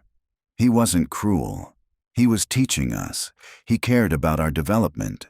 He imprisoned you. He killed your family. He freed us from the weakness that would have destroyed us eventually. Dad was too proud, too attached to his civilized identity. Sophie was too emotional, couldn't control her fear. Mom was too soft, couldn't accept necessary hardship." Owen spoke as if reciting a catechism. "I survived because I was willing to become something better." Caroline felt tears streaming down her face.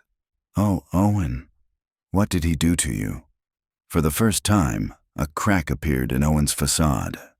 His hand tightened on the journal, and his voice wavered slightly. "He made me forget how to be afraid, how to hope, how to want anything except survival. And now," he looked at her with something that might have been confusion or might have been pain. "Now you're telling me that was wrong, that everything I learned, everything I became, was built on lies. But if that's true, then what am I? If I'm not who the shepherd made me, and I can't be who I was before, then what's left?" Caroline reached for his hand, but he pulled away. The brief moment of vulnerability was gone, replaced again by that empty calm. "The officers are going to take me somewhere," he said, standing. "Probably a hospital or facility where they'll try to fix me. But you can't fix what isn't broken. I adapted. I survived. That's what matters."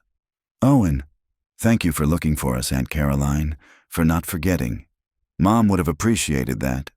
He turned to Agent Torres. "I'm ready to go now. I've shown you everything I know." As officers led Owen toward the mine entrance, Caroline sat on the stone bench and wept.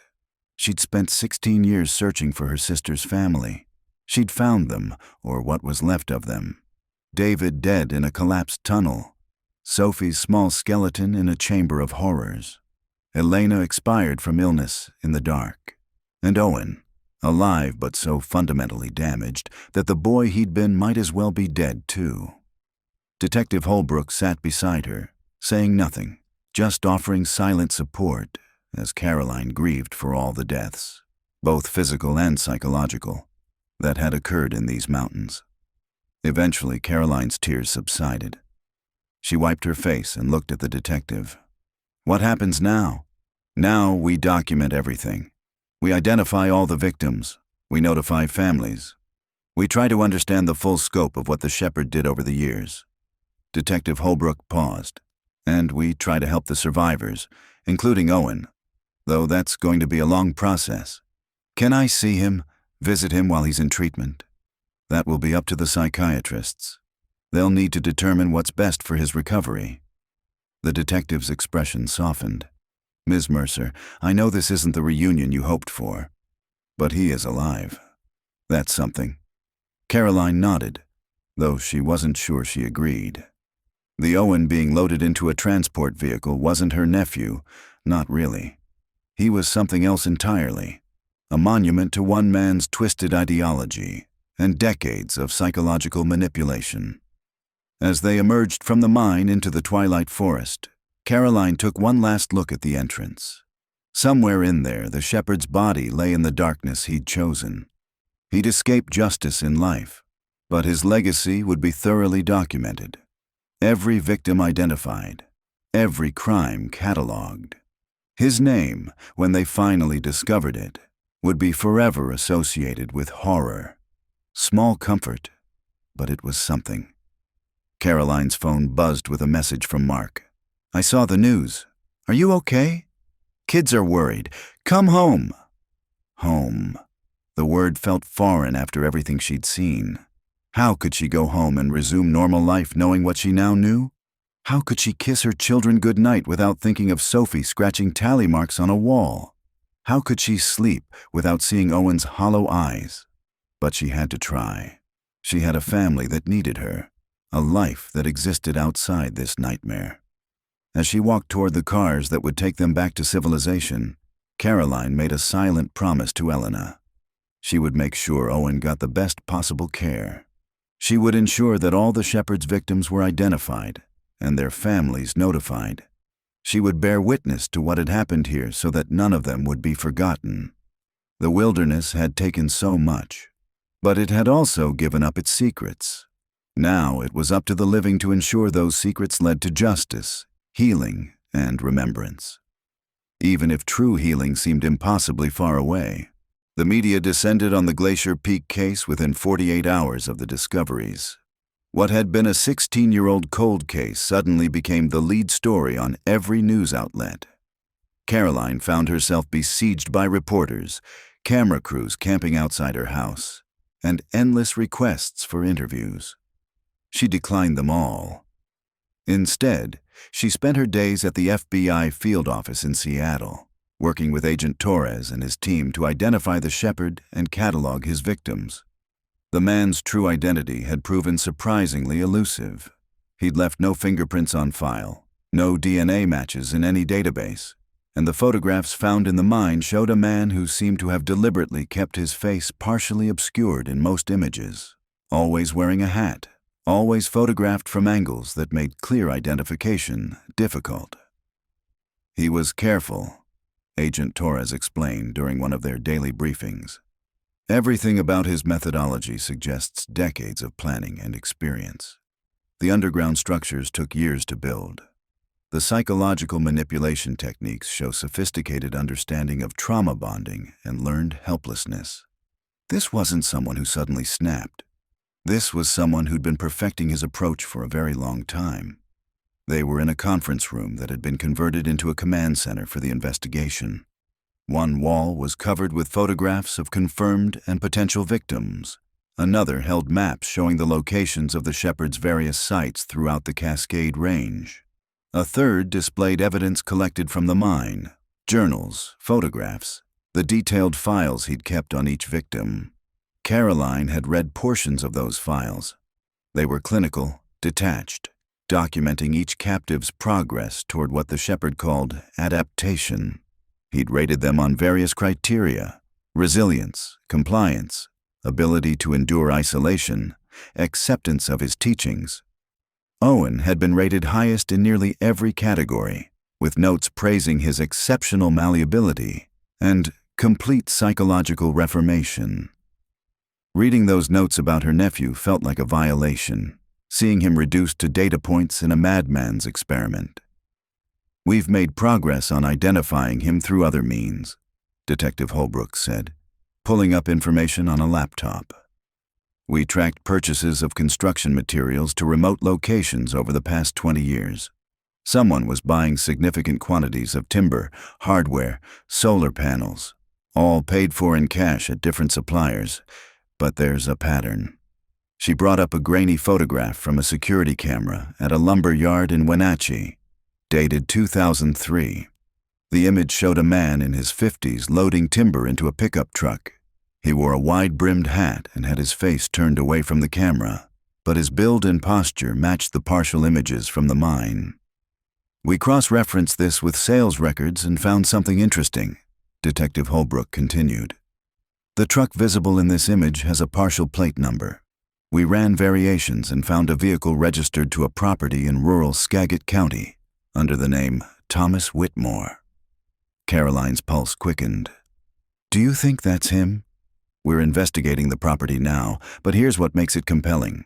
Thomas Whitmore doesn't exist in any records before 1990. No birth certificate, no school records, no employment history prior to that year. It appears to be an assumed identity." "So who was he before 1990? Caroline asked. Agent Torres pulled up another file. We're working on that. We've sent his DNA, collected from the mine, to genealogy databases. We're hoping for a familial match that might tell us his real identity. We're also analyzing his journals for any personal details he might have let slip. Caroline had spent hours reading those journals herself. They were filled with philosophical ramblings about wilderness survival, the corruption of modern civilization, and the shepherd's belief that he was performing a necessary service by preparing people for what he saw as society's inevitable collapse. But personal details were scarce. He referred to himself only as the shepherd, and wrote as if he'd sprung fully formed into his role, with no past before his mission began. There were hints, though. References to the failures of my first teaching suggested there had been earlier victims, possibly before he'd perfected his methods. Mentions of my own transformation in the wild implied he'd undergone some kind of personal trial that had shaped his ideology. And one particularly cryptic passage read, "The man I was died in these mountains 30 years ago. The shepherd was born from his ashes." If that was literal, it suggested the shepherd had experienced some kind of crisis or trauma in the wilderness in the early 1980s, something that had fundamentally altered him. "What about the teaching graves?" Caroline asked. "Has Owen shown you where they are?" Detective Holbrook's expression grew somber. "He has. We've located and exhumed 7 bodies so far, all in various stages of decomposition, all buried in shallow graves throughout the area. Owen was very helpful, described each burial in detail with no apparent emotional response." Caroline's stomach turned. 7 more victims. At least 7. Owen indicated there might be more he wasn't aware of, people the shepherd dealt with before Owen arrived, or in locations Owen wasn't taken to. Agent Torres pulled up photos of items recovered from the graves. "We're working on identifying the remains through DNA, dental records, and personal effects found with the bodies." One photograph showed a woman's driver's license, preserved in a plastic bag and buried with its owner. Rebecca Marsh, the solo hiker who disappeared in 1995, the one whose case Caroline had found in the Forum archives. "How many people do you think he took over the years?" Caroline asked quietly. "We're still determining that, but based on the evidence we've found, the patterns in missing persons cases, and the scope of his operation..." Agent Torres paused. "We're looking at potentially 30 to 40 victims over approximately 25 years. The number was staggering. 30 to 40 people, stolen from their lives, subjected to captivity and psychological torture, most of them dead and buried in unmarked graves. And the world had never known because the shepherd had chosen his victims carefully, often solo hikers or small groups whose disappearances could be attributed to natural wilderness dangers." "What about the survivors?" Caroline asked. "How are they doing?" "Sarah Chen is recovering physically at a hospital in Seattle. Psychologically, she has a long road ahead, but she's communicating, cooperating with therapists, and her family has been notified. They're flying in from Portland today." Detective Holbrook pulled up another file. "The 2 catatonic victims are more concerning. The man, who we've identified as Marcus Webb, missing since 2008, shows minimal responsiveness to stimuli. Doctors say it's possible he'll emerge from his dissociative state with proper treatment, but it could take months or years. The woman, Melissa Hartley, missing since 2006, is showing similar symptoms. Her prognosis is uncertain. And Owen." There was a heavy pause. Agent Torres exchanged a look with Detective Holbrook before answering. "Owen is at a secure psychiatric facility in Western Washington. He's compliant with evaluation, answers questions thoroughly, but shows what doctors describe as profound emotional blunting.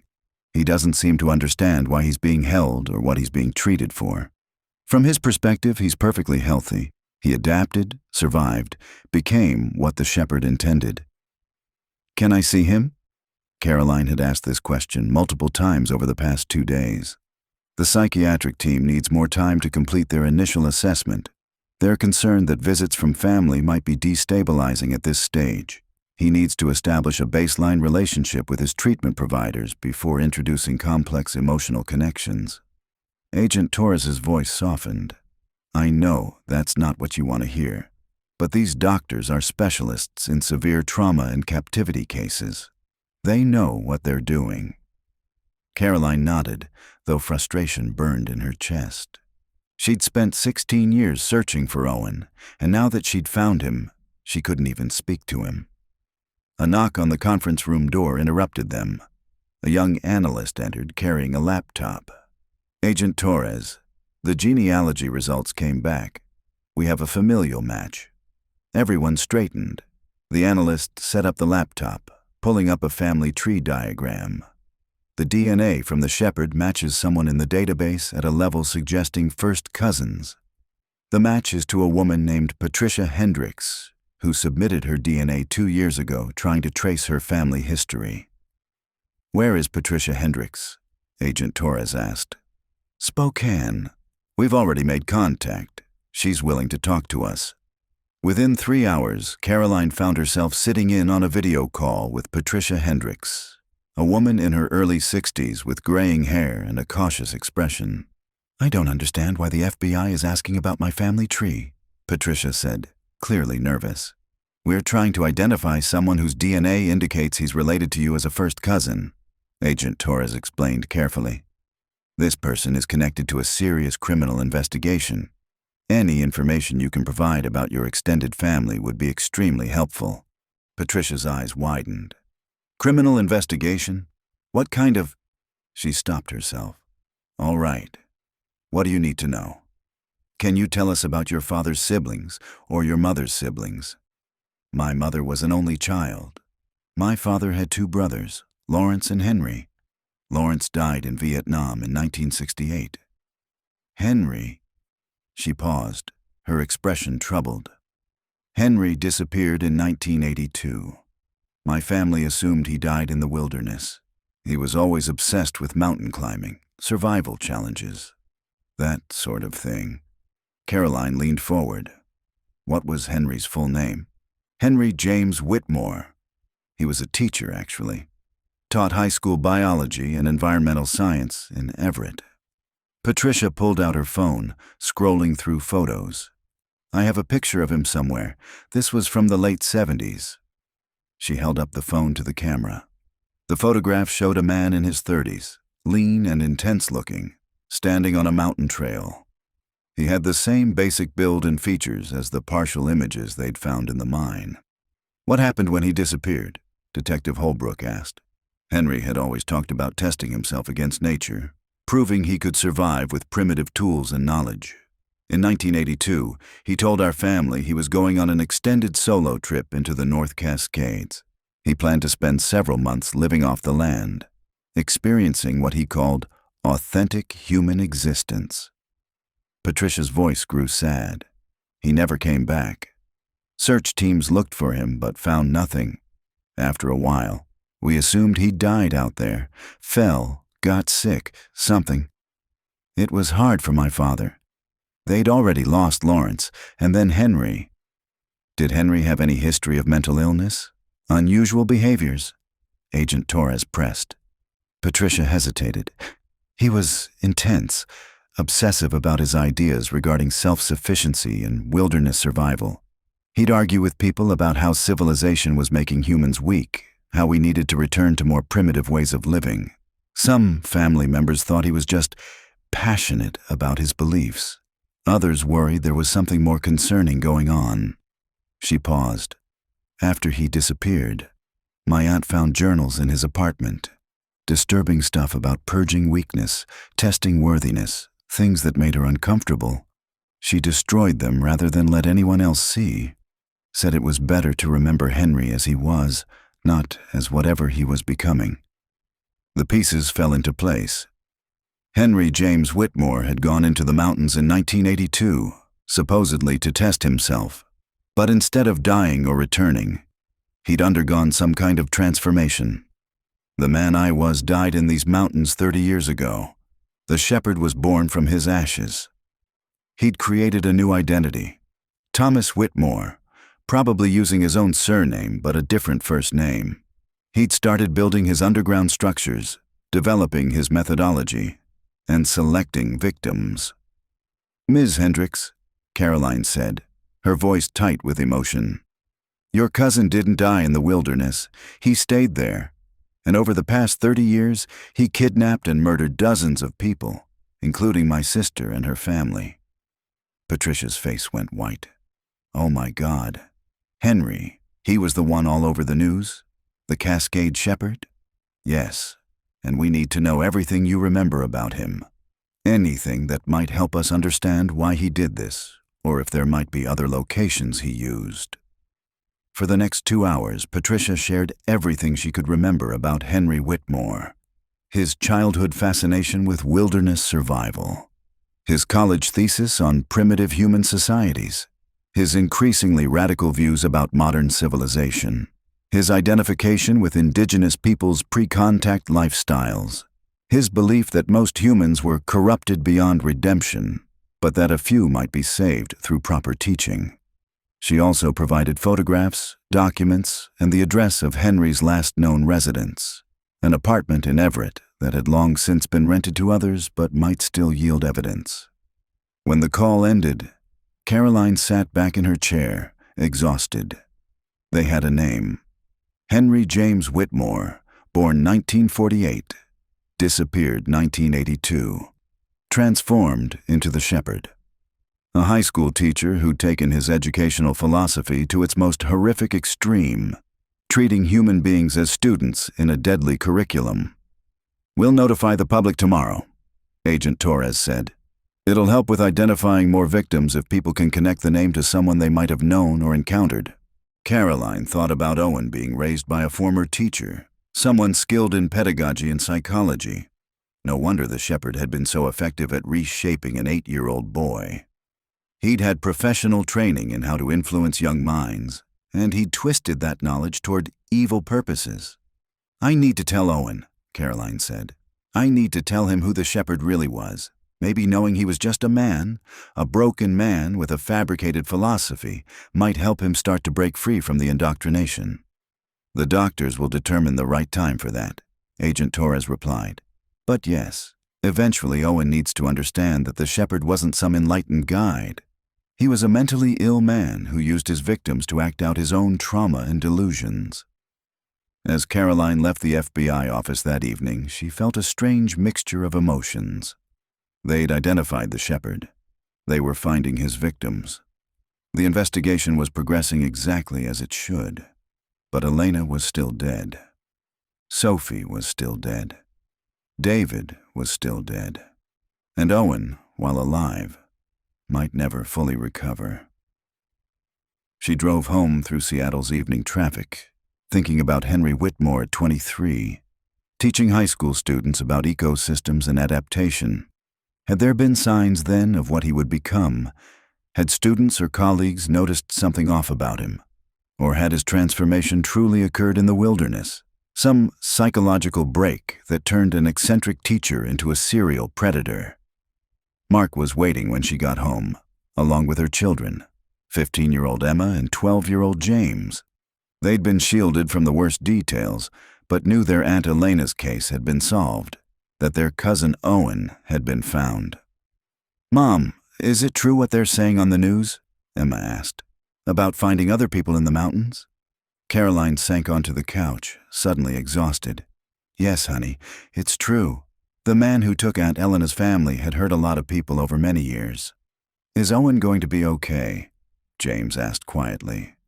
He'd been particularly affected by the news about his cousin, having been fascinated by the mystery his whole life.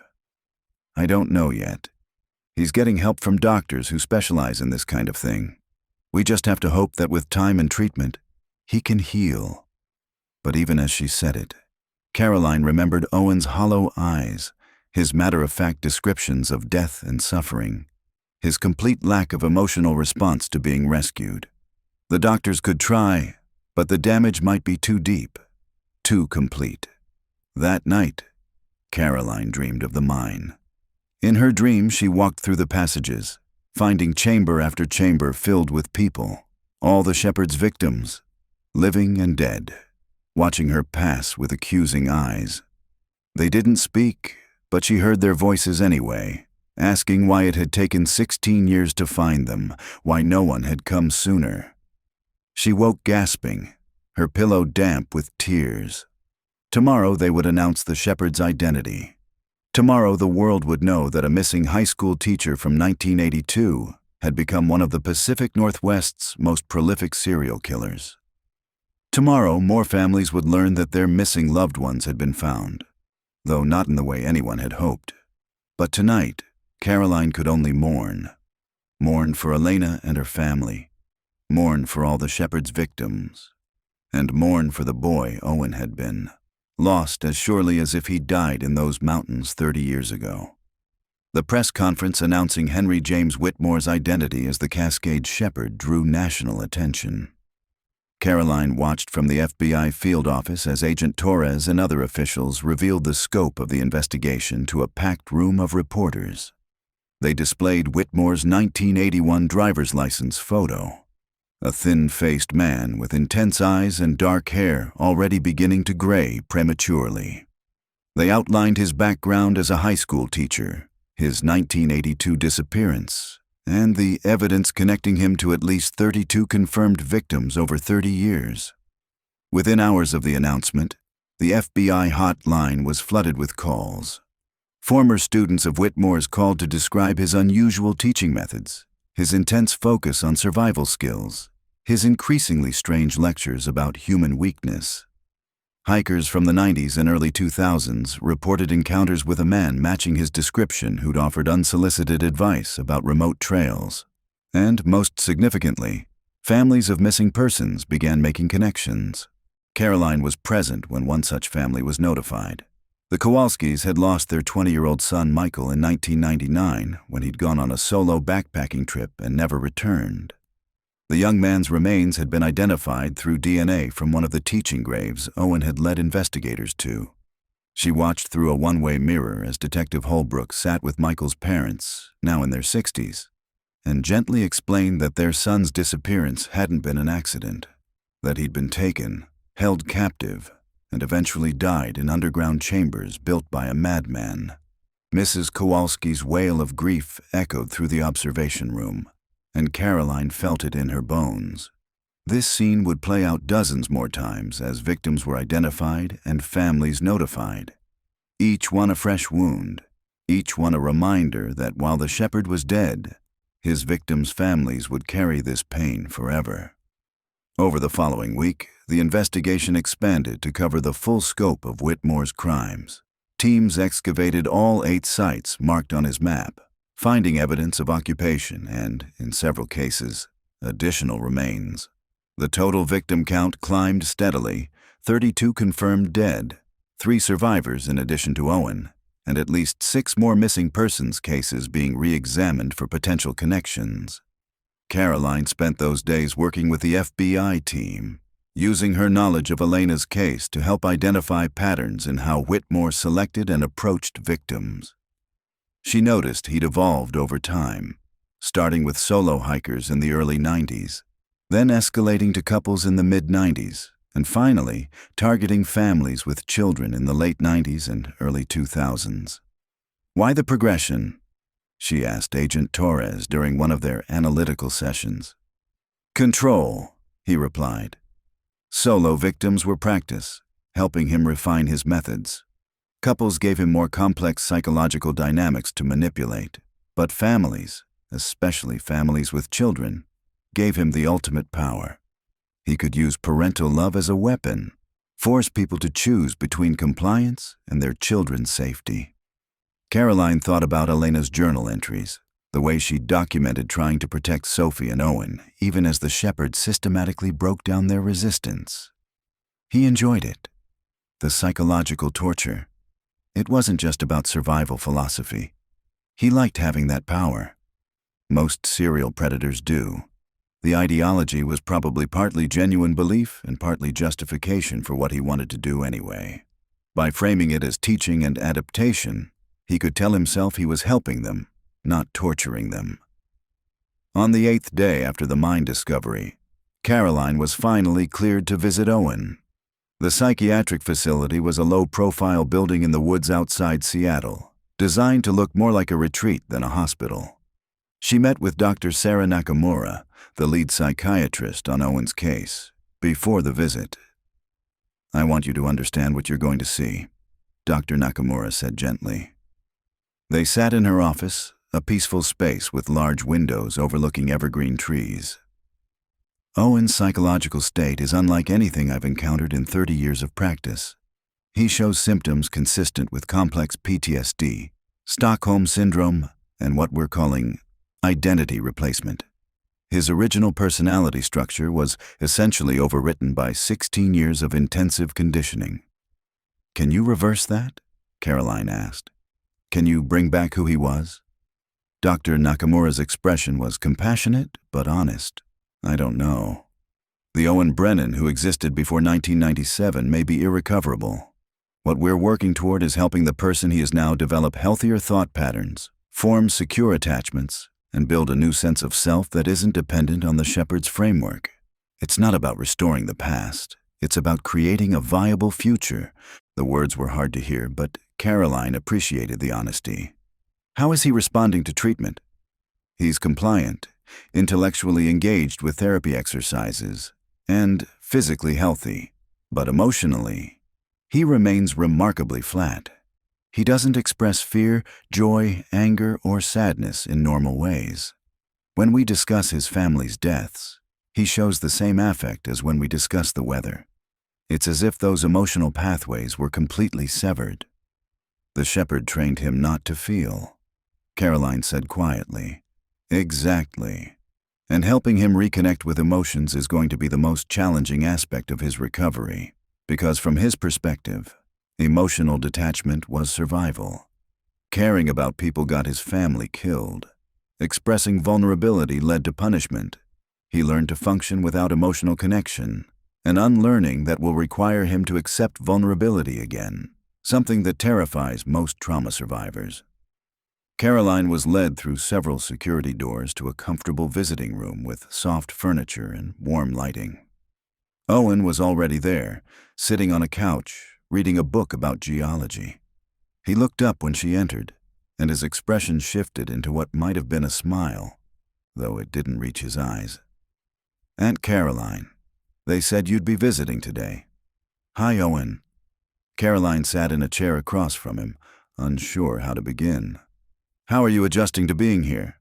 "It's comfortable, climate-controlled, regular meals. The doctors ask a lot of questions." He set down his book, folding his hands in his lap in a posture that seemed unnaturally still. "They keep trying to get me to talk about my feelings, but I don't think I have the kind of feelings they're looking for." "What do you mean?" "They want me to say I'm angry at the shepherd, or sad about my family, or afraid of what happened to me. But I'm not. Those things occurred. I processed them according to what I learned about survival. Dwelling on them would serve no purpose."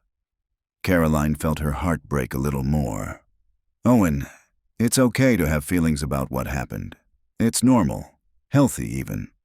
The shepherd said normal and healthy were relative concepts defined by weak societies that couldn't survive real challenges. Owen's voice remained flat, reciting doctrine. He said emotional attachment made you vulnerable, made you easy to control, better to observe, adapt, and maintain psychological equilibrium. "The shepherd was wrong," Caroline said firmly. "He was a sick man named Henry Whitmore who twisted everything good about teaching and learning into something evil. He didn't enlighten you, he broke you. And I know that's hard to hear, but it's true." For a long moment, Owen just looked at her. Then something shifted in his expression. Not emotion exactly, but a kind of cognitive dissonance, like two contradictory thoughts fighting for dominance. "They told me his real name," Owen said finally. "Showed me his photograph from before. He looked different. Younger, almost normal. He was normal once. Then something happened to him in these mountains, and instead of getting help, he created this whole mythology to justify his deteriorating mental health. He seemed so certain about everything, the way the world worked, what humans needed to survive, why most people were doomed to extinction by their own weakness. Owen's hands tightened slightly on his knees, the first physical sign of distress Caroline had seen. If he was just crazy, if it was all delusion, then what was the point? What did we suffer for? There was no point. That's the terrible truth. Your family died for nothing. You lost 16 years of your life for nothing. All of it was just one mentally ill man's power fantasy, dressed up in philosophical language. Owen stood abruptly and walked to the window.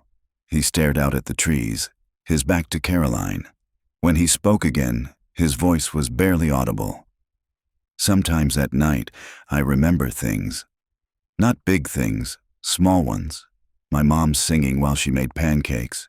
My dad letting me help with his work, spreading out blueprints and explaining how buildings stayed standing. Sophie teaching me how to use her camera. He paused. Those memories hurt, so I pushed them away. It's easier to remember myself as who I became instead of who I was. Owen, Caroline started, but he continued. Dr. Nakamura says I'm avoiding grief, that I need to mourn my family, mourn my lost childhood, mourn the person I could have been, but I don't know how to do that. The shepherd taught me that grief was weakness, that clinging to the dead was inefficient. So when Sophie died, I didn't cry. When my mom died, I helped the shepherd bury her and then went back to my lessons. I survived by not caring, and now everyone wants me to care, but I don't know how anymore. Caroline went to him, standing beside him at the window. I think there's a part of you that does care. Otherwise, you wouldn't remember those small things. You wouldn't have kept your compass all these years. The fact that it hurts when you remember, that means something in you is still capable of feeling, even if the shepherd tried to destroy it. Owen was silent for a long time. Then, so quietly she almost missed it, he whispered, I miss them. I don't know how to miss them because I was taught not to, but I do. And I'm angry that they died. And I'm angry that I survived. And I'm angry that I don't know how to be anything except what he made me. Is that the kind of feeling the doctors want? Yes, Caroline said, tears streaming down her face. Yes, Owen, that's exactly it. For the first time since she'd found him, Owen's carefully controlled expression crumbled. He didn't cry. Caroline suspected he'd been conditioned too thoroughly against that. But his face contorted with something like pain, and his breathing became rapid and shallow. Dr. Nakamura appeared in the doorway almost immediately, clearly monitoring the session. She approached calmly, speaking in soothing tones. Owen, you're safe. This is a normal reaction to processing trauma. Can you sit down with me? Owen allowed himself to be guided back to the couch, where Dr. Nakamura talked him through breathing exercises. Caroline watched, feeling helpless but also hopeful.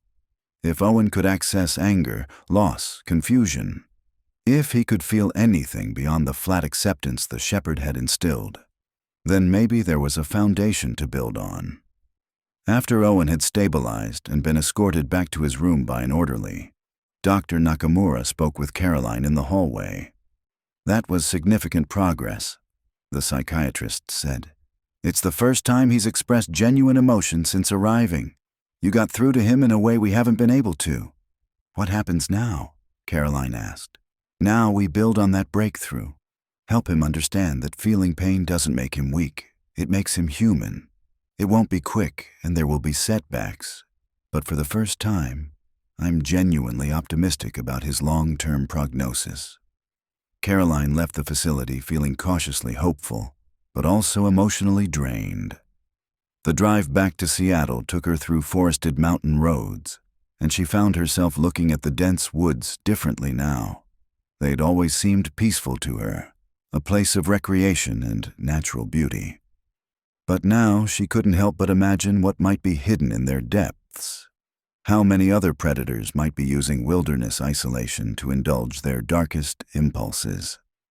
When she got home, she found Mark and the kids had prepared dinner. They ate together as a family, talking about normal things, Emma's upcoming school play, James's science project, Mark's latest work assignment. The mundane comfort of it helped ground Caroline back in the reality of her own life. Later, after the children were in bed, she sat with Mark on the porch, watching the stars emerge in the darkening sky. "The FBI said they'll probably need me for another few weeks," Caroline told him, testifying when they prosecute anyone who might have helped Whitmore, consulting on victim identification, things like that. "Whatever you need to do," Mark said, taking her hand. "But Caroline, after that, I think you need to step back. Let the professionals finish the investigation. Focus on healing instead of on the case. Owen's recovery is going to take years. I need to be part of that." "I know, and you will be, but in the role of an aunt who loves him, not an investigator consumed by the case. There's a difference." Caroline knew he was right.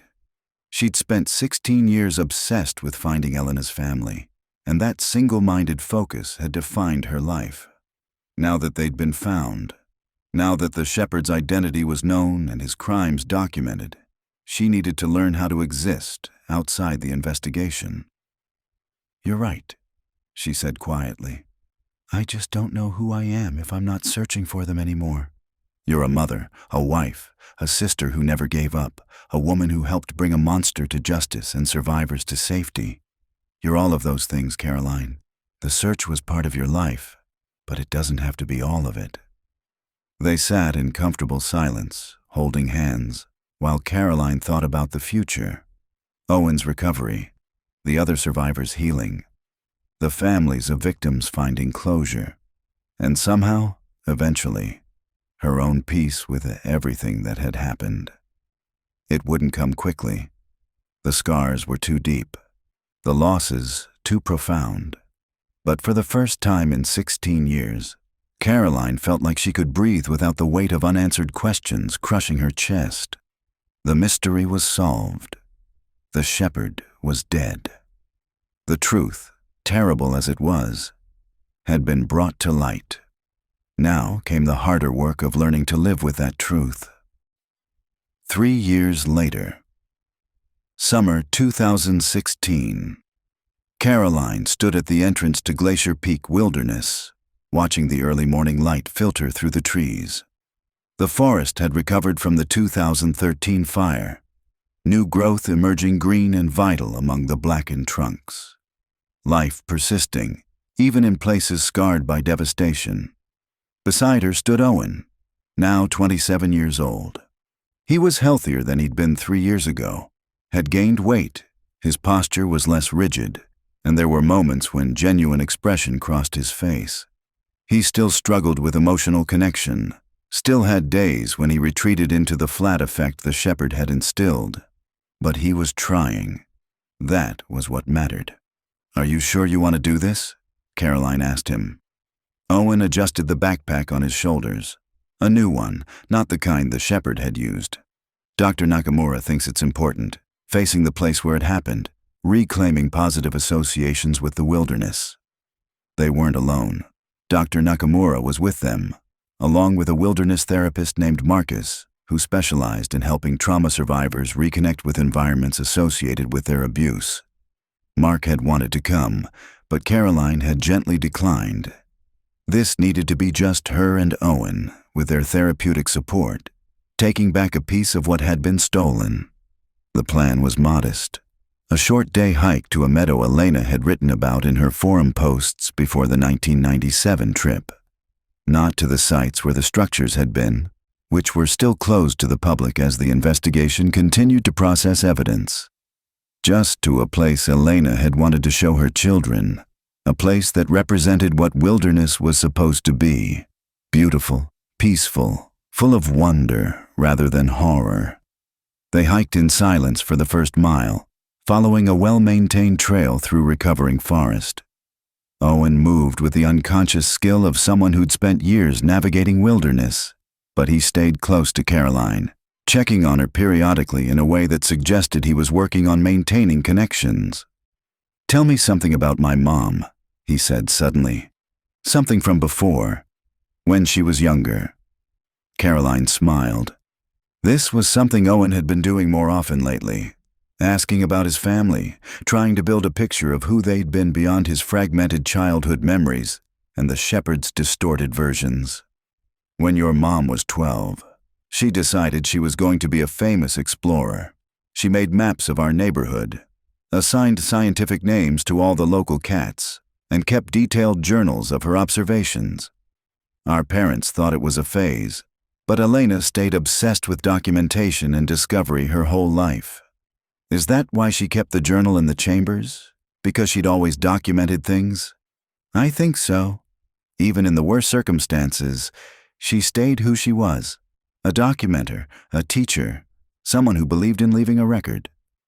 Caroline paused on the trail, turning to face her nephew. She would be so proud of how hard you're working to heal. You know that, right? Owen's expression did something complicated, a mixture of grief and gratitude that he was slowly learning to identify and tolerate. I hope so. Some days I feel like I'm betraying everything the shepherd taught me by choosing to feel things. Other days I realize that's exactly the point, that betraying his teaching is how I win. They continued upward, the trail climbing steadily. Dr. Nakamura and Marcus maintained a respectful distance, letting Caroline and Owen have their conversation while staying close enough to provide support if needed. The meadow, when they reached it, was exactly as Elena had described in her posts. A broad expanse of wildflowers nestled between mountain slopes, with a clear stream running through it and Mount Glacier Peak visible in the distance. It was breathtakingly beautiful, untouched by the fire, alive with bird song and the hum of insects. Owen stopped at the meadow's edge, his breathing slightly uneven. Caroline worried he was having a panic attack, but when she looked at his face, she realized he was crying. Silent tears rolling down his cheeks while he stared at the wildflowers. "Owen," she asked gently. "I remember this," he whispered. "Not this exact place, but we came to a meadow like this. Dad pointed out different flowers, made up silly names for them. Sophie took pictures. Mom spread out a blanket and we ate sandwiches." His voice cracked. I'd forgotten that memory. The shepherd made me forget happy things, said they were distractions from survival. But I remember now. Caroline put her arm around his shoulders, and for once, he didn't stiffen at the contact. They stood together, looking at the meadow, while Owen cried for the family he'd lost and the childhood that had been stolen. Dr. Nakamura approached quietly. "This is good, Owen. This is healing." They spent 2 hours in the meadow. Owen walked among the flowers, occasionally touching petals gently, as if relearning how to interact with beauty without the shepherd's dark philosophical framework. He sat by the stream and let the water run over his hands. He looked up at the mountains without seeing them as teaching tools or survival challenges, just as mountains, magnificent and indifferent. Before they left, Owen gathered a few small stones from the stream bed.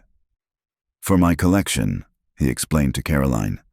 "I used to collect rocks. I want to start again."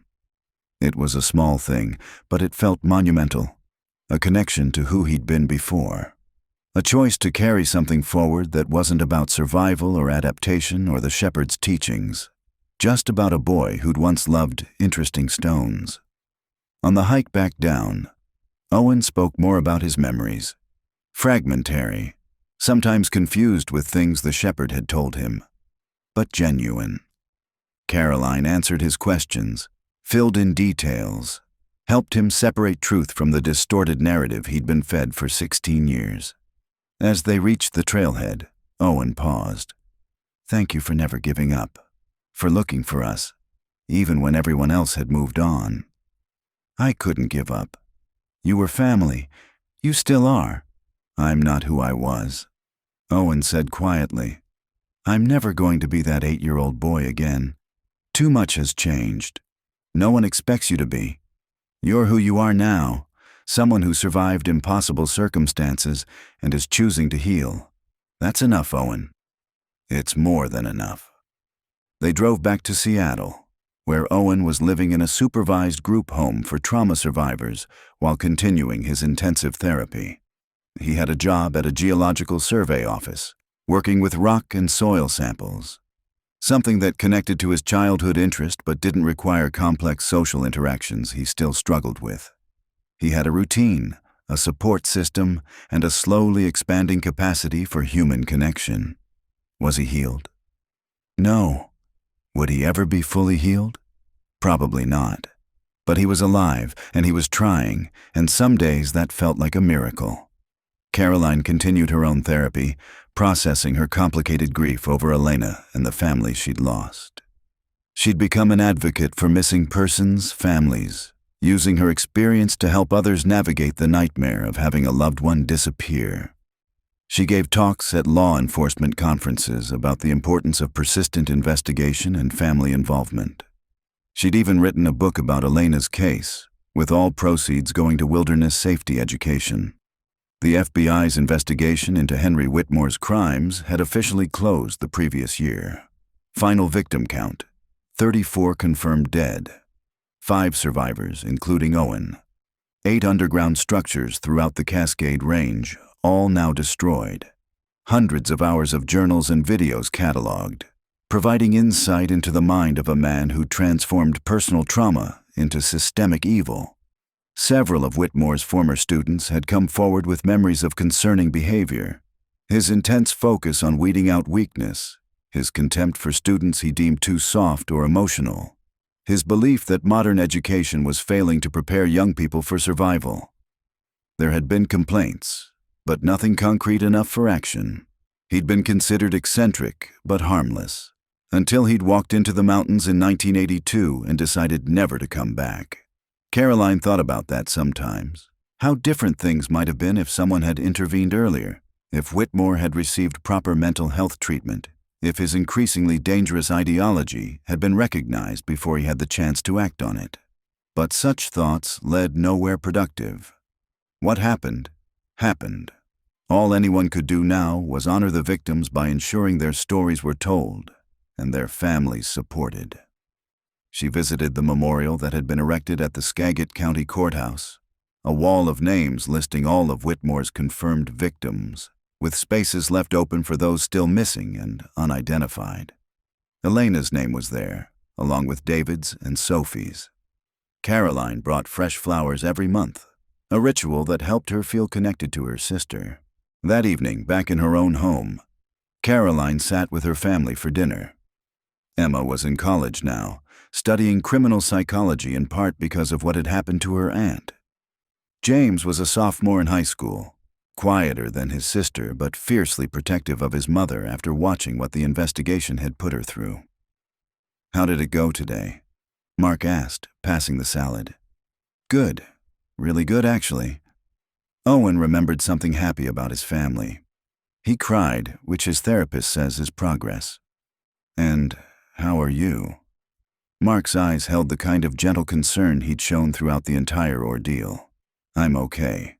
It was hard being up there again, but it felt right, like we were taking that place back from Whitmore's shadow." After dinner, Caroline went to her office. No longer a command center for investigation, but just a normal home office where she worked on her advocacy projects. The walls held family photos now instead of evidence. Photos of Elena from before, smiling and vital. Photos of Sophie and Owen as children. Photos of David with his arm around his wife. And newer photos, too. Owen at the group home, attempting a smile. The 5 survivors at a support group meeting. Families of victims at memorial services, supporting each other through shared grief.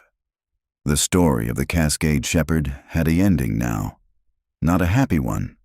Too much had been lost for that, but an ending nonetheless.